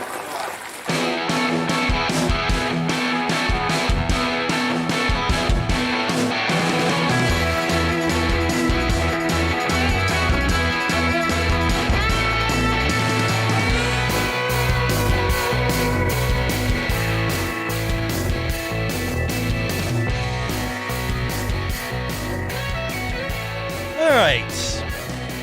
Friday's show is brought to you by Corks, Cajun Fried Fish and Shrimp. We're going to get back to LSU because there's drama with LSU and Ole Miss coaches and how long, realistically, these coaches can go coach Ole Miss in the playoff and then come back to Baton Rouge and work on the portal and then go back and game plan for Miami and come back into the portal. And then there's going to be a tampering charge filed by Ole Miss as well. So we'll talk about that in 15 minutes. But I do want to take a little bit of time to talk about LSU and Texas A&M in basketball tomorrow. I know that a lot of you probably have not paid much attention to LSU's basketball team. That doesn't draw a lot of eyeballs, a lot of earbuds in November and December around here, and we're not going to spend a ton of time on it. But I have hopes that LSU is an NCAA tournament team this year. Y'all know I love LSU's basketball team. I love watching them play, and I know that they play somewhere down the line in terms of the fiddle here in town. It's a football town that loves its baseball, and certainly women's basketball has had a great run. Gymnastics has its spot here as well, and the Saints are a monster. And LSU men's basketball just doesn't get a ton of pub, and I understand that. But I love watching them play, and I want them to get back into the tournament. I think it's great when they are a relevant team in February and into March, and they have not been more often than not in my life. And this team has gotten off to a good start. They're 12-1, but you haven't faced the gauntlet of SEC play. So before the ball ever gets thrown up in an SEC game, not one has tipped off yet. I'm going to get out in front of this a little bit, okay? This LSU team is going to get blasted in 1, 2, or 3 of these SEC games. There's 18 of them. I don't think LSU is a great defensive team. And there are just some nights where you're not throwing it in the ocean and the other team is, and you get dusted. It doesn't happen to the best of the best in the league, but LSU's not the best of the best in the league. So it might be Saturday. It might be somewhere down the line. Maybe Arkansas, Kentucky, Florida, Bama. Like in one of these 18, 2 of these 18, 3 of these 18, LSU's going to get crushed. But it's only one. And by the same token, they're going to play some good games. You're talking about a team that has really played well in some of these games. I thought they played great against SMU. I thought they played great in their final non-conference game against Southern Miss. They played awesome against DePaul. And they'll do that a couple times in league play as well. But it's all part of the big picture as you get into conference play. There are 18 of these things, and LSU's got to try to find a way to split the difference. If you go 9-9 in the league, you are in the tournament. 8-10, I think, is questionable. You win 7, I have a hard time thinking that because the non-conference slate was so weak that you're going to get in. But right around 500. So even if you get blasted in 3 of these things, you got 15 other ones you got to take care of. So I'm not going to quit on this team based on a result here or there. It's a long grind. And you've got some margin for error that you've created by yourself because you played well enough in the non-conference against a very weak schedule. But it's time to go. So you'll start with Texas A&M. And Buddy, has Texas A&M overhauled its identity on the basketball court? Y'all know what the Buzz Williams teams looked like while he was there, and they were good. They had a good run while Buzz Williams was there. But it was physical. It was tough. They dominated on the offensive glass. They ground teams to a pace. They couldn't shoot worth a lick, but they were physical, tough, played defense, and rebounded like crazy. That was Buzz Williams. And he left, went to Maryland, and now you got Bucky Ball. Bucky McMillan comes in. This ain't tough and physical. This is high flying. The comparison I made in my preview piece on LouisianaSports.net into what the transformation has been like from A&M, from Buzz Williams to Bucky McMillan. It's like a Bill Snyder Kansas State offensive team, just rough and tough. Colin Klein going to be physical and tough and big junior college guys, to Chip Kelly, Oregon. Whee! They're just going nuts. Texas A&M plays at a breakneck pace. You're talking about a team that is in 3rd nationally in points per game. They lead the nation in assists per game. They play the 8th most possessions in the game. They are top 20 in the country in threes attempted. They get the ball, they go. They are flying. And LSU likes to do that under Matt McMahon. Matt McMahon prefers to get up and down. And I think LSU will try to get up and down with Texas A&M on Saturday. And they certainly outran SMU in New Orleans. SMU goes and plays really fast as well, and LSU outran them. And so I think they'll probably try to do that with Texas A&M. I would caution LSU about that a little bit. I don't want it to be a completely breakneck pace back and forth with this Texas A&M team. And this is De'Don Thomas's job. He's got to know when you've got numbers, when you push, and when you need to chill out. Because A&M just wants to fly. If I'm LSU, I'm getting into the half court. I'm throwing the ball down to Michael Nwoku. I'm going to make Texas A&M play defense. Texas A&M wants to go play offense. Go, go, go. I'm making them play defense. I'm throwing it to Nwoku. I'm letting De'Don Thomas bleed some clock in the shot clock. I'm playing a little bit slower. We'll see. I think they're going to run. And I think the game's going to be up and down. But I think if LSU is going to win this game, you got a better chance of winning at 74-72 than you do 91-88. I don't want to play Texas A&M in a 91-88 game. This is a Texas A&M team that wants to shoot threes. They are 16th in the country in threes attempted, and they're 29th in percentage of them made, in three-point percentage. So for the volume of threes they put up, they shoot them well. There is a moniker that you well know. Live by the three, die by the three, right? Well, Texas A&M's died by the three some. They were 9 out of 35 against Oklahoma State, and they got smashed. Oklahoma State wore them out up in Stillwater. They played Central Florida, and they lost that game, and they went 9 for 29. That's 31%. But then they went to Florida State, and they beat Florida State by 36. They were 15 of 34 from downtown. That's 44%. So it's a make-and-miss sport, right? And sometimes A&M doesn't make them, and they get beat. And sometimes they go in, and they're a handful. They've got Ruben Dominguez. He is shooting 47% from three on 96 attempts. He's 45 out of 96. He's getting buckets. You got to guard him. Rylan Griffin, Pop Isaacs, both guys that play on the perimeter, they're shooting better than 40% from three. They got real shooters. And what do we know about LSU? They let Texas Tech get hot from three. They let Prairie View get hot from three. You got to run them off the three-point line. You cannot allow open looks in their gym at their pace. Slow it down, defend the three. Big statistic in this game that I'm looking at, the free throw line. LSU is 7th in the country in free throws attempted. A&M is 14th. These two teams are in the top 15 in the country in getting free throws. LSU's not going to go out to the three-point line and light it up against Texas A&M. They're not going to compete at the three-point line like Texas A&M can. But you've got to win the foul line. Have to win the foul line for sure. Paramount in this game, win the foul line. This is a tough assignment for LSU. Not a game they'll be picked to win. You're going on the road. You're facing a team that's really high-flying. But it is an opportunity. There are teams significantly better than Texas A&M in the SEC. This is probably an A&M team that is in the middle of the pack of the SEC. So it's an opportunity. All's not lost if LSU goes there and loses. It's not all lost if they get blown out. But if you win, it's a great chance. You look at LSU's SEC schedule, and the first two games I think are pretty manageable. It's an interesting start that LSU gets off to here, and what I think is an SEC that's down a little bit from where it was last year. But you look at LSU, and they start conference play at A&M, who I think is pretty good, middle of the pack. But you continue on the schedule, and you come home Tuesday, and you play a game you desperately need to win. You've got to beat South Carolina. They're not very good. And then you're at Vanderbilt, who's ranked 11th in the country. That's a game that you're going to struggle to win. Then Kentucky comes to the PMAC. That's a game you're going to struggle to win.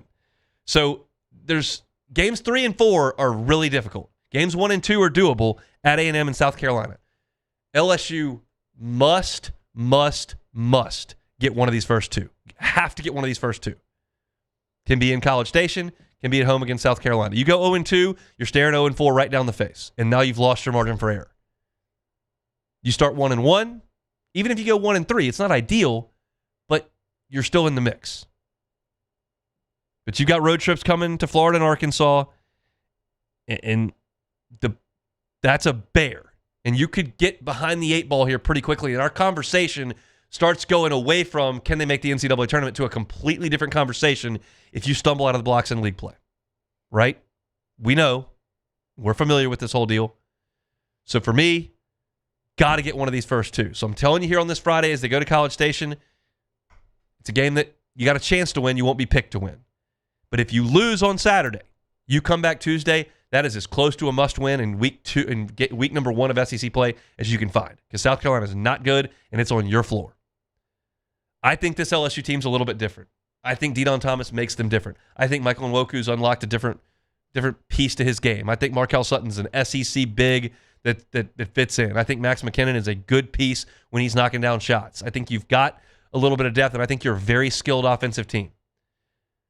Let's see if they can go to College Station and find a way to get a win. Because if you start 2-0, beat Texas A&M, and then you come home and beat South Carolina, now all of a sudden we can really have that conversation. You're probably a ranked basketball team if you do that. But that's not really of concern. I'm just trying to get in the tournament. Getting there requires 9 wins and 18 shots. You get your first one on Saturday in College Station against a team that wants to run.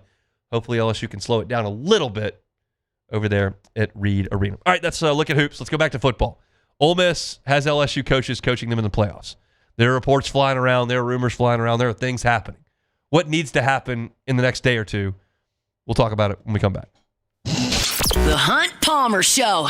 The Highland Insurance Group. HighlandIG.com is that website. HighlandIG.com. Commercial property and casualty is their bread and butter over there at the Highland Insurance Group. If you're a business owner and you have rising insurance costs that are untenable and they're hurting the bottom line, have you looked at a captive? The Highland Insurance Group looks at them every day. Not every broker is educated in the captive space. Not every broker has access to captives. The Highland Insurance Group does. They're independent and they know how to handle it.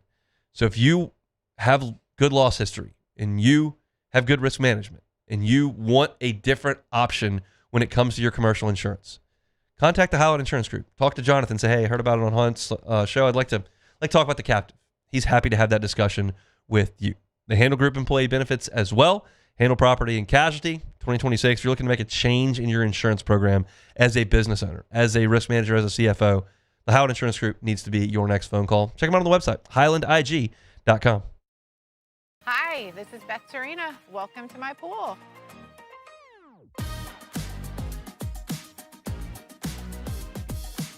The first time I saw this beautiful pool, it exceeded every expectation that I had. They were able to get everything we wanted in this pool. It is a beautiful pool. We live out here. We eat out here. We watch TV out here. This is like our living room outside. We love this pool and everything about it. When we decided to build our pool, we called a great friend who is one of the best pool builders in the country in North Louisiana, and we said, who would you choose to build a pool in Baton Rouge? And without a hesitation, he told us Russell Pools. He said their history, tradition of great builds, great pools was unmatched. So of course, who did we call? Russell Pools. The advice I would give to anyone looking to build a pool is first call Russell Pools. They'll do an incredible job. It'll be incredibly organized. It'll be time efficient, and you will have your pool in no time.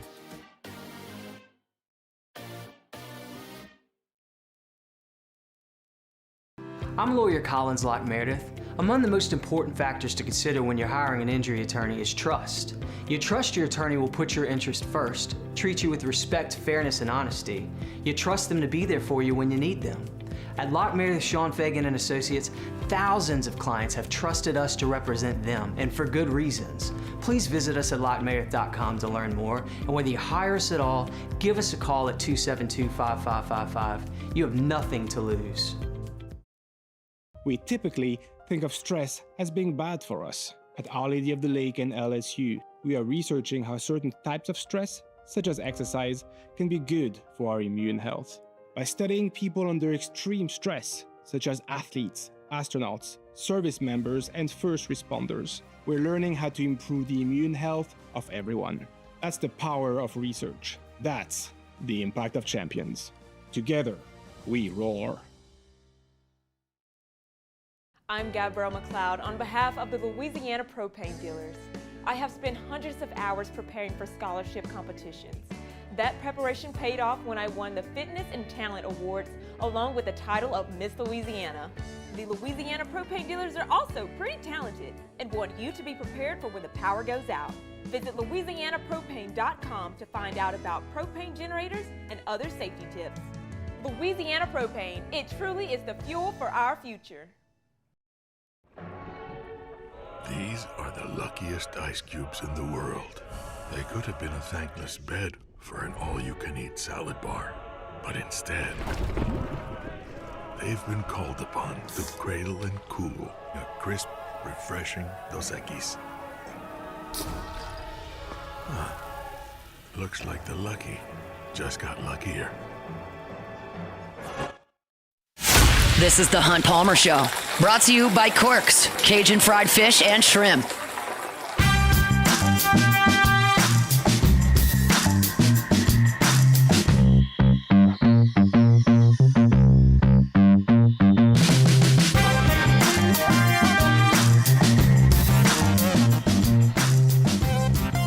Friday show is brought to you by Corks, Cajun fried fish and shrimp. Check out the menu online, corksfishandshrimp.com, corksfishandshrimp.com. Crispy fried catfish, jumbo Gulf shrimp, shoestring fries. They've also got delicious baked potatoes that you can cover with that crawfish etouffee. Put a couple fried shrimp on the top of that as well. They're on government between Foster and Jefferson. That's Corks, bringing our Friday shows each and every week.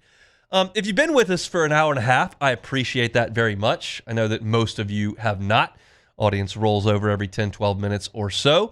We know some of y'all hang out for a little bit longer, and you know, if you have been here for an hour and a half, that I was in the Dome last night for Ole Miss and Georgia, and I just had a blast. It was so much fun to watch the best of college athletics. And I told you in that segment that, man, when they get between the lines and it's a big game and that Dome is full and it's split, down the middle, and you've got the biggest moment in Ole Miss football recent history and Georgia chasing another natty, and you've got fan bases that are motivated, that within driving distance, that have filled that Dome to the brim. It's just an incredible spectacle and a great thing to be a part of, and I was thrilled to be there just as a fan without any work responsibility whatsoever. And it was great to see the best of college sports.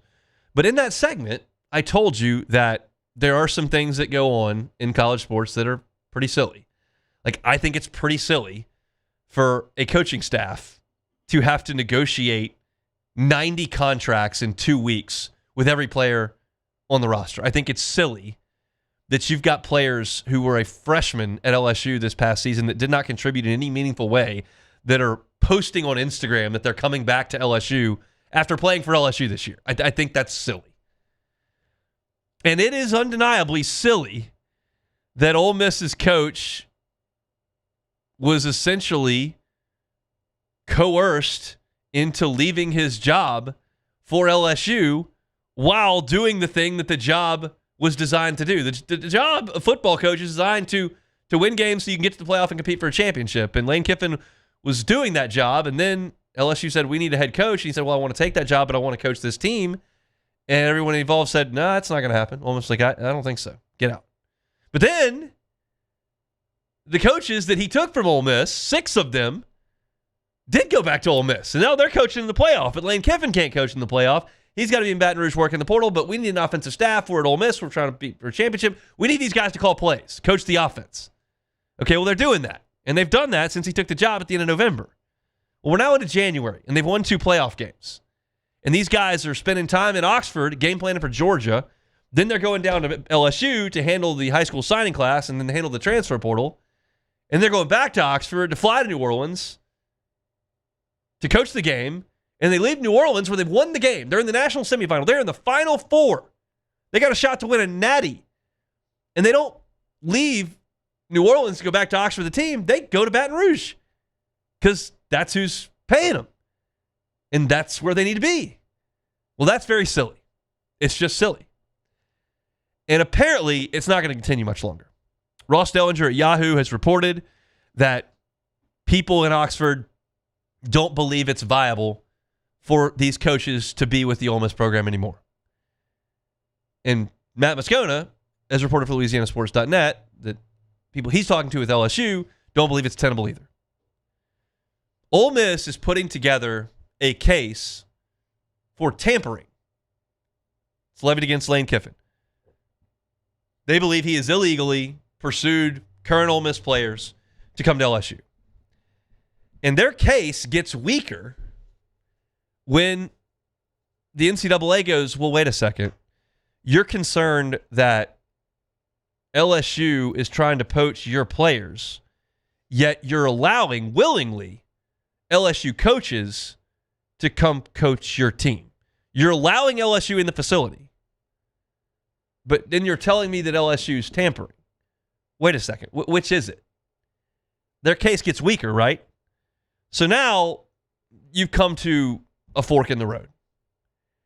And it sounds like, from Ross's reporting, from Matt's reporting, that Ole Miss is going to go play this bowl game against another Final Four team.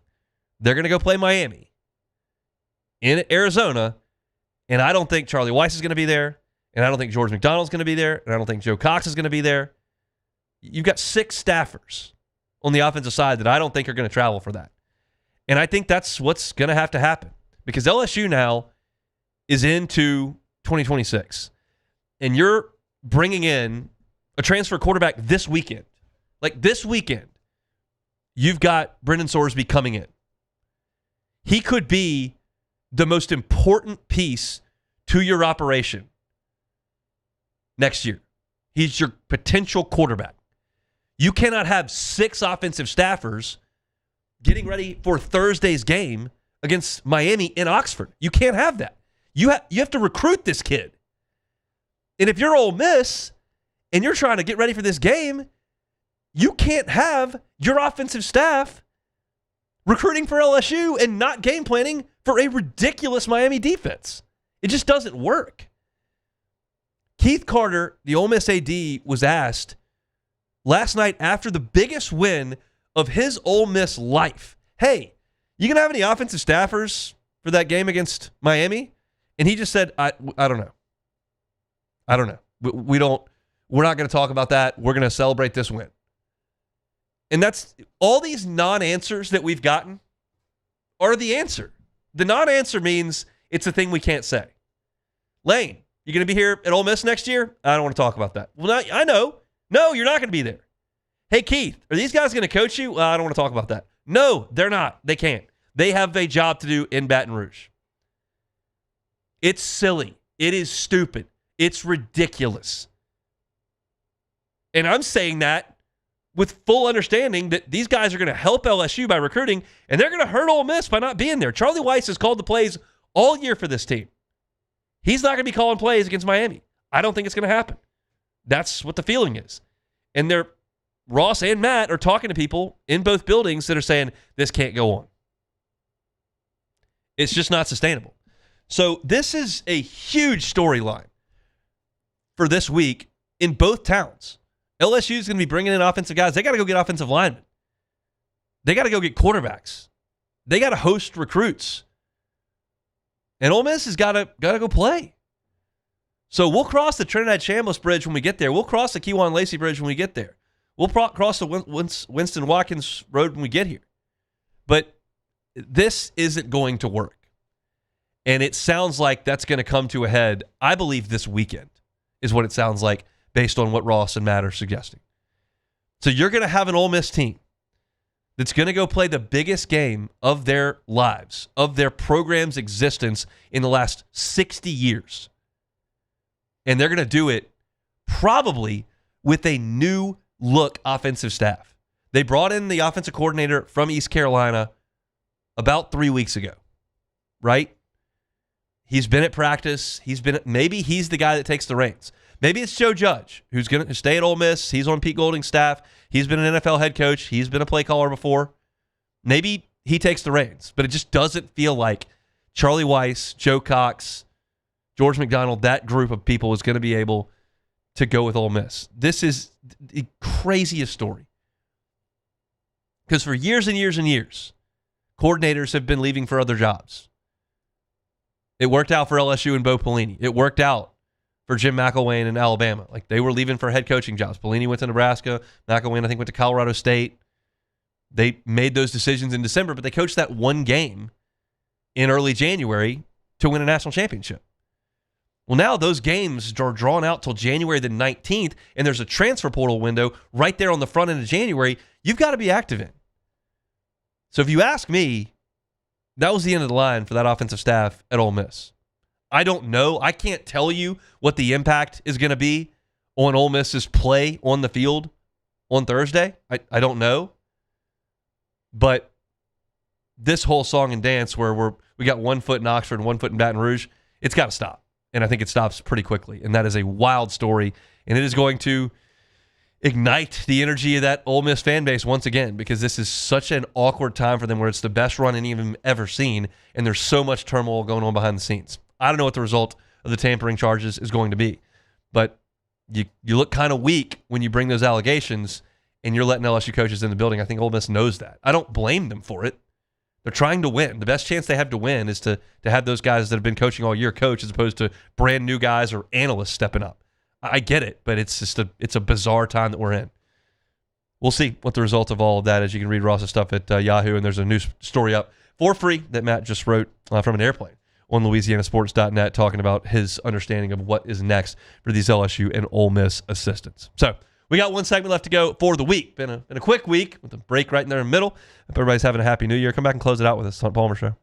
The Hunt Palmer Show. Fabry Chevrolet GMC. Fabry Chevrolet GMC. You've done business with the Fabry family. You're familiar with the Fabry family. They've been in business for 35 years here in Baton Rouge. Talking about 3 locations, 5 brands. Now, very, very proud to be a part of the Chevrolet GMC family on Highway 61 in St. Francisville. Under new ownership since October the 1st. Got a huge inventory of new and pre-owned vehicles. You can check out online at FabryChevrolet.com or make the short drive up to St. Francisville and check it out with your own eyes. It's a new year. If you want a new ride, how about a Chevy Tahoe?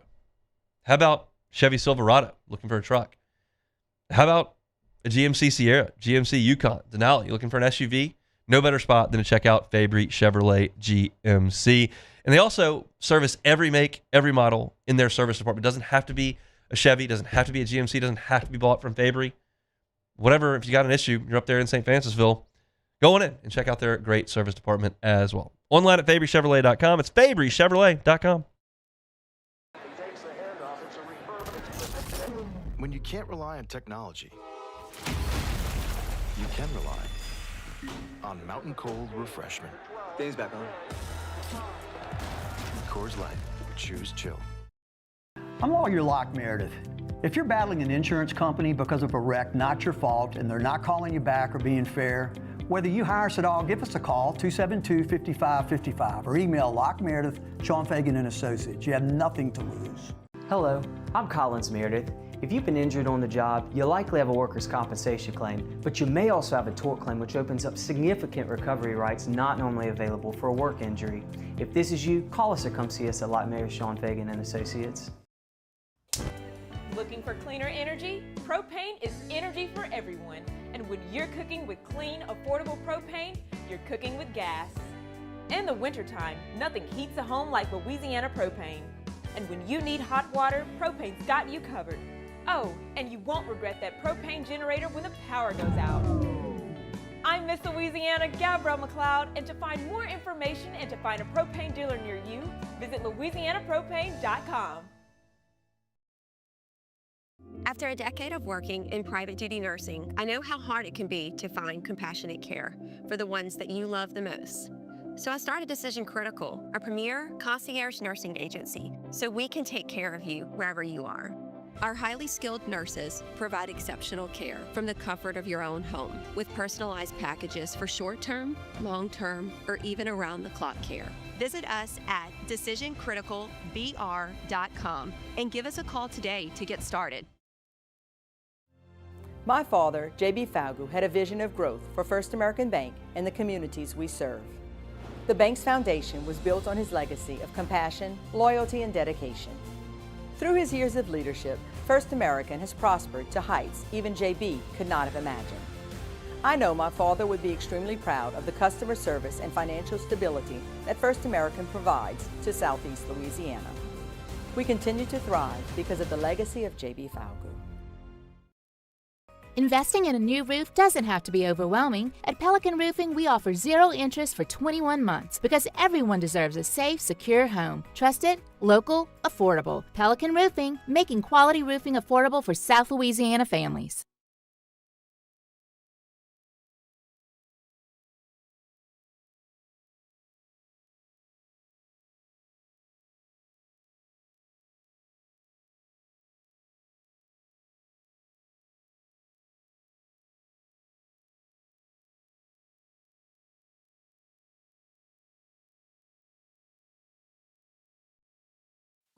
You're listening to The Hunt Palmer Show, brought to you by Quirks, Cajun fried fish and shrimp.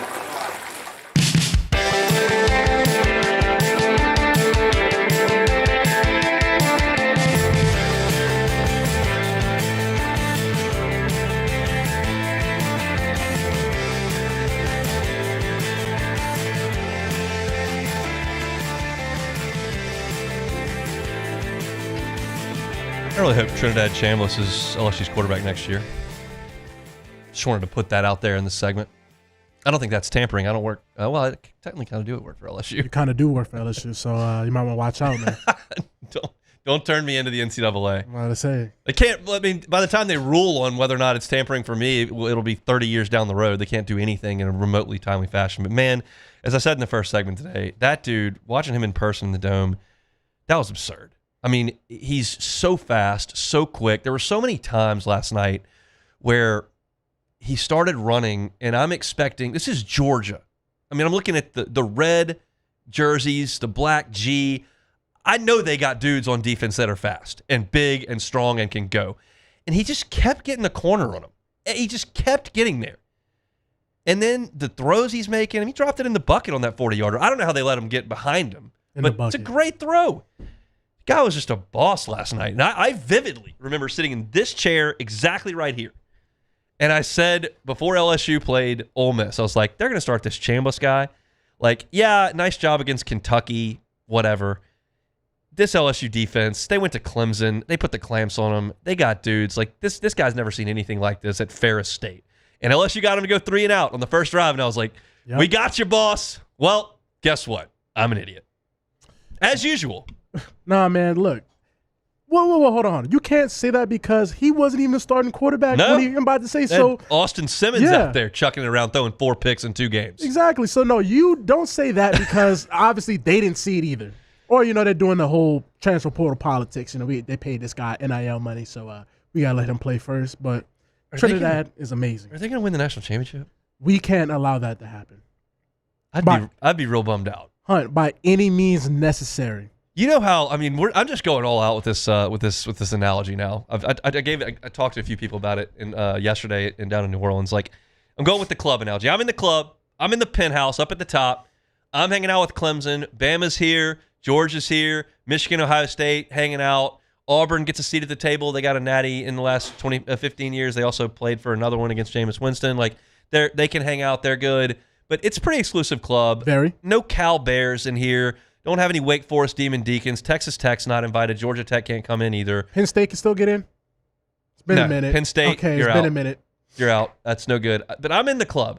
I cannot be sitting here sipping my cocktail in the penthouse up top and have Ole Miss saunter in here and act like they belong in my club. I can't have it. I won't have it. They're knocking at the door. But I'm getting somebody in the club because, like, Oregon hadn't won, and they're here. Indiana, yeah. What are they wearing in the club? Shirtless? Nah, candy cane. Did you see Signetti yesterday? Yeah.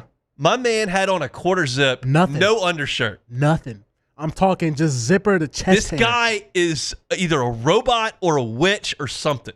Well, Hunt, I mean, you watched the game. You seen every time they pan to him, it's like he was in the most deep thought I've ever seen in my life. Like, the eyebrow just like him just like scowling around like he's just coming up with something diabolical. So, no, it fits actually for Signetti. Indiana, Oregon, Ole Miss, and Miami. Miami still probably, Miami's in the club. 0-1, okay, they're already in. So I may not have to add to the reservation here, but I cannot have Ole Miss sitting at my table. I got A&M kicked to the curb.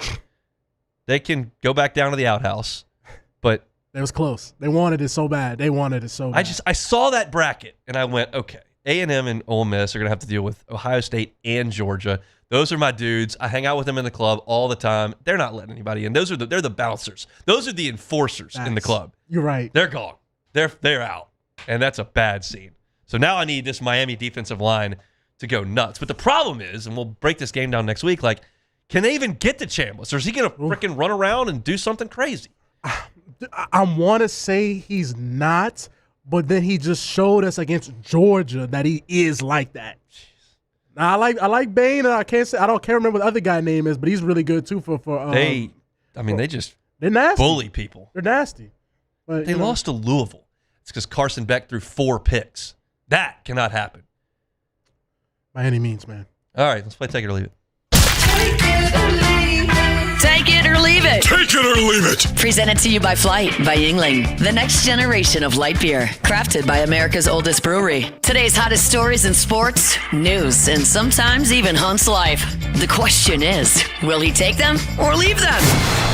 There's a Flight by Yingling waiting on me at home. It's like the 942nd day in a row that I've had a cocktail, so we'll do that again tonight. If you're looking for a cold beer, something refreshing, Flight by Yingling, next generation of light beer, 95 calories, 2.6 carbs. Looking for that light beer with a great flavor? You know Yingling's got that. Grab a Flight by Yingling, next generation of light beer. Okay, we're going to stick on to the college football playoffs as it has not been very kind to teams that have earned a first-round bye. No. So teams with a first-round bye are now 1-7 in the new bracket format as Ole Miss upset Georgia 30, the score last night. You was there in person on Thursday. So are byes overrated? Take it or leave it. I'll leave it. You want the bye. You don't want to play. Just leave it alone. But we changed the format because Boise State got a bye. Yeah. Okay, so we looked at that and went, well, this is goofy. So I don't put a ton of stock into that. Texas is going to beat Arizona State. Penn State's going to beat Boise State. That's going to happen.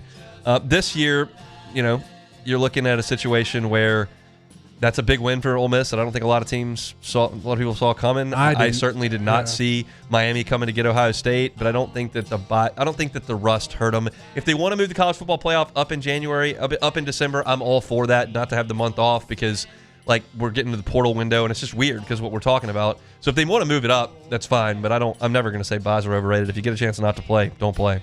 All right, so Cam Coleman, a 5-star receiver from Auburn, is being rumored. So to get his services out of the portal is going to cost you around $4 million, and it's been said that he has a visit with Texas later this week.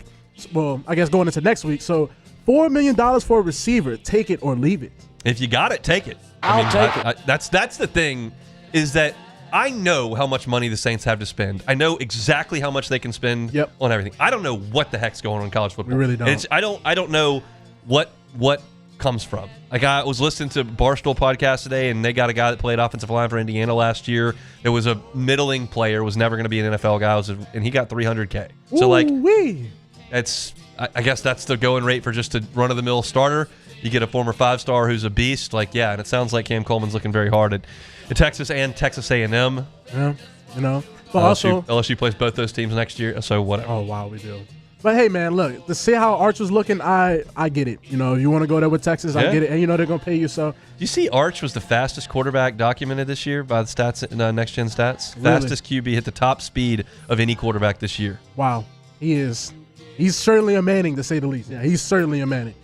He got his dad and grandfather's speed. Oh, Eli and Peyton just missed that boat. They got Olivia's speed somehow. I think Arch could probably run 100. He probably could run 100 faster than they probably could tie their shoes. Like he was moving, man. He showed me a lot against Michigan. So last but not least, Trayvon Diggs was the last time we was here. We talked about Diggs being released. So he actually was picked off the waivers by the Green Bay Packers. He was claimed, and this move only cost the Packers $472,000. Yeah. Plus, deal with the contract because they picked him off of waivers. So is Diggs going to make a difference for the Packers in this playoff run? Take it or leave it. I'll leave it. It's a decent chance to try to add depth, see if you can catch lightning in a bottle. The knock on Diggs is that yes, he does get those pick sixes he used to get, but he also gets burned. So it's a risk reward deal. He'll add some depth. Do I think he's going to be necessarily a plug and play starter? I think that's up for debate. But it's worth a shot. I don't begrudge the Packers for going to make that happen. So we'll see. That's it for Take It or Leave It. All right, I'm going to try my hand at pickleball tonight. How do we feel that's going to go? Are you feeling loose? No, I feel old and out of shape. Well, I don't like that at all. But, I mean, I haven't played tennis in years, and I haven't played ping pong in a while, and I've never played pickleball. Okay. But we're going to go out there and see what we can do. We got a dink, whatever. Might mosey my way over to the bar. That's probably more realistic. Hey, you're starting to mix too many outside factors with the game, man. You can't be not loose and be drinking. That's just a recipe. That's a recipe for disaster. That's what's going to happen. Just stretch, and we'll everything else is going to work itself out. We'll see how it goes. A full report on my pickleball ability coming on Monday's show. Okay. All right, that's it for us. If you missed any of the show, you can catch it on demand. I recapped the Sugar Bowl, talked to LSU portal, talked to LSU quarterback, and got you ready for Saints-Falcons as well as LSU and Texas A&M on the hardwood. We're out of here for the weekend. Musso is going to drive you home next on After Further Review. Everybody have a safe and happy weekend. We'll see you for a full week of shows starting Monday. It's all the Hunt Palmer Show. The Hunt Palmer Show.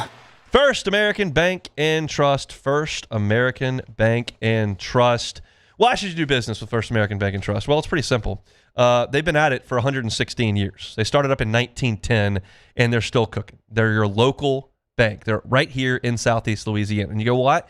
I like the aspect of customer service. That's all well and good. But if you're a local bank, do you have the assets? Do you have what I need for my commercial loan? Well, absolutely. They got 25 locations. So no matter where you are, if you're right here around Baton Rouge, Jones Creek, Dutchtown, over I-12 to Hammond, St. Tammany, Tangipahoa, even down to St. James, St. John, Lafourche Parish, there's a branch near you. And the people in those branches are part of your community. And the decisions that are made on those loans are made in your community. There's no call center in Atlanta. Every decision, every phone call runs through Southeast Louisiana at First American Bank and Trust. So go by and see them. Management team got a ton of experience, and they want to wish everybody a happy New Year's. First American Bank and Trust.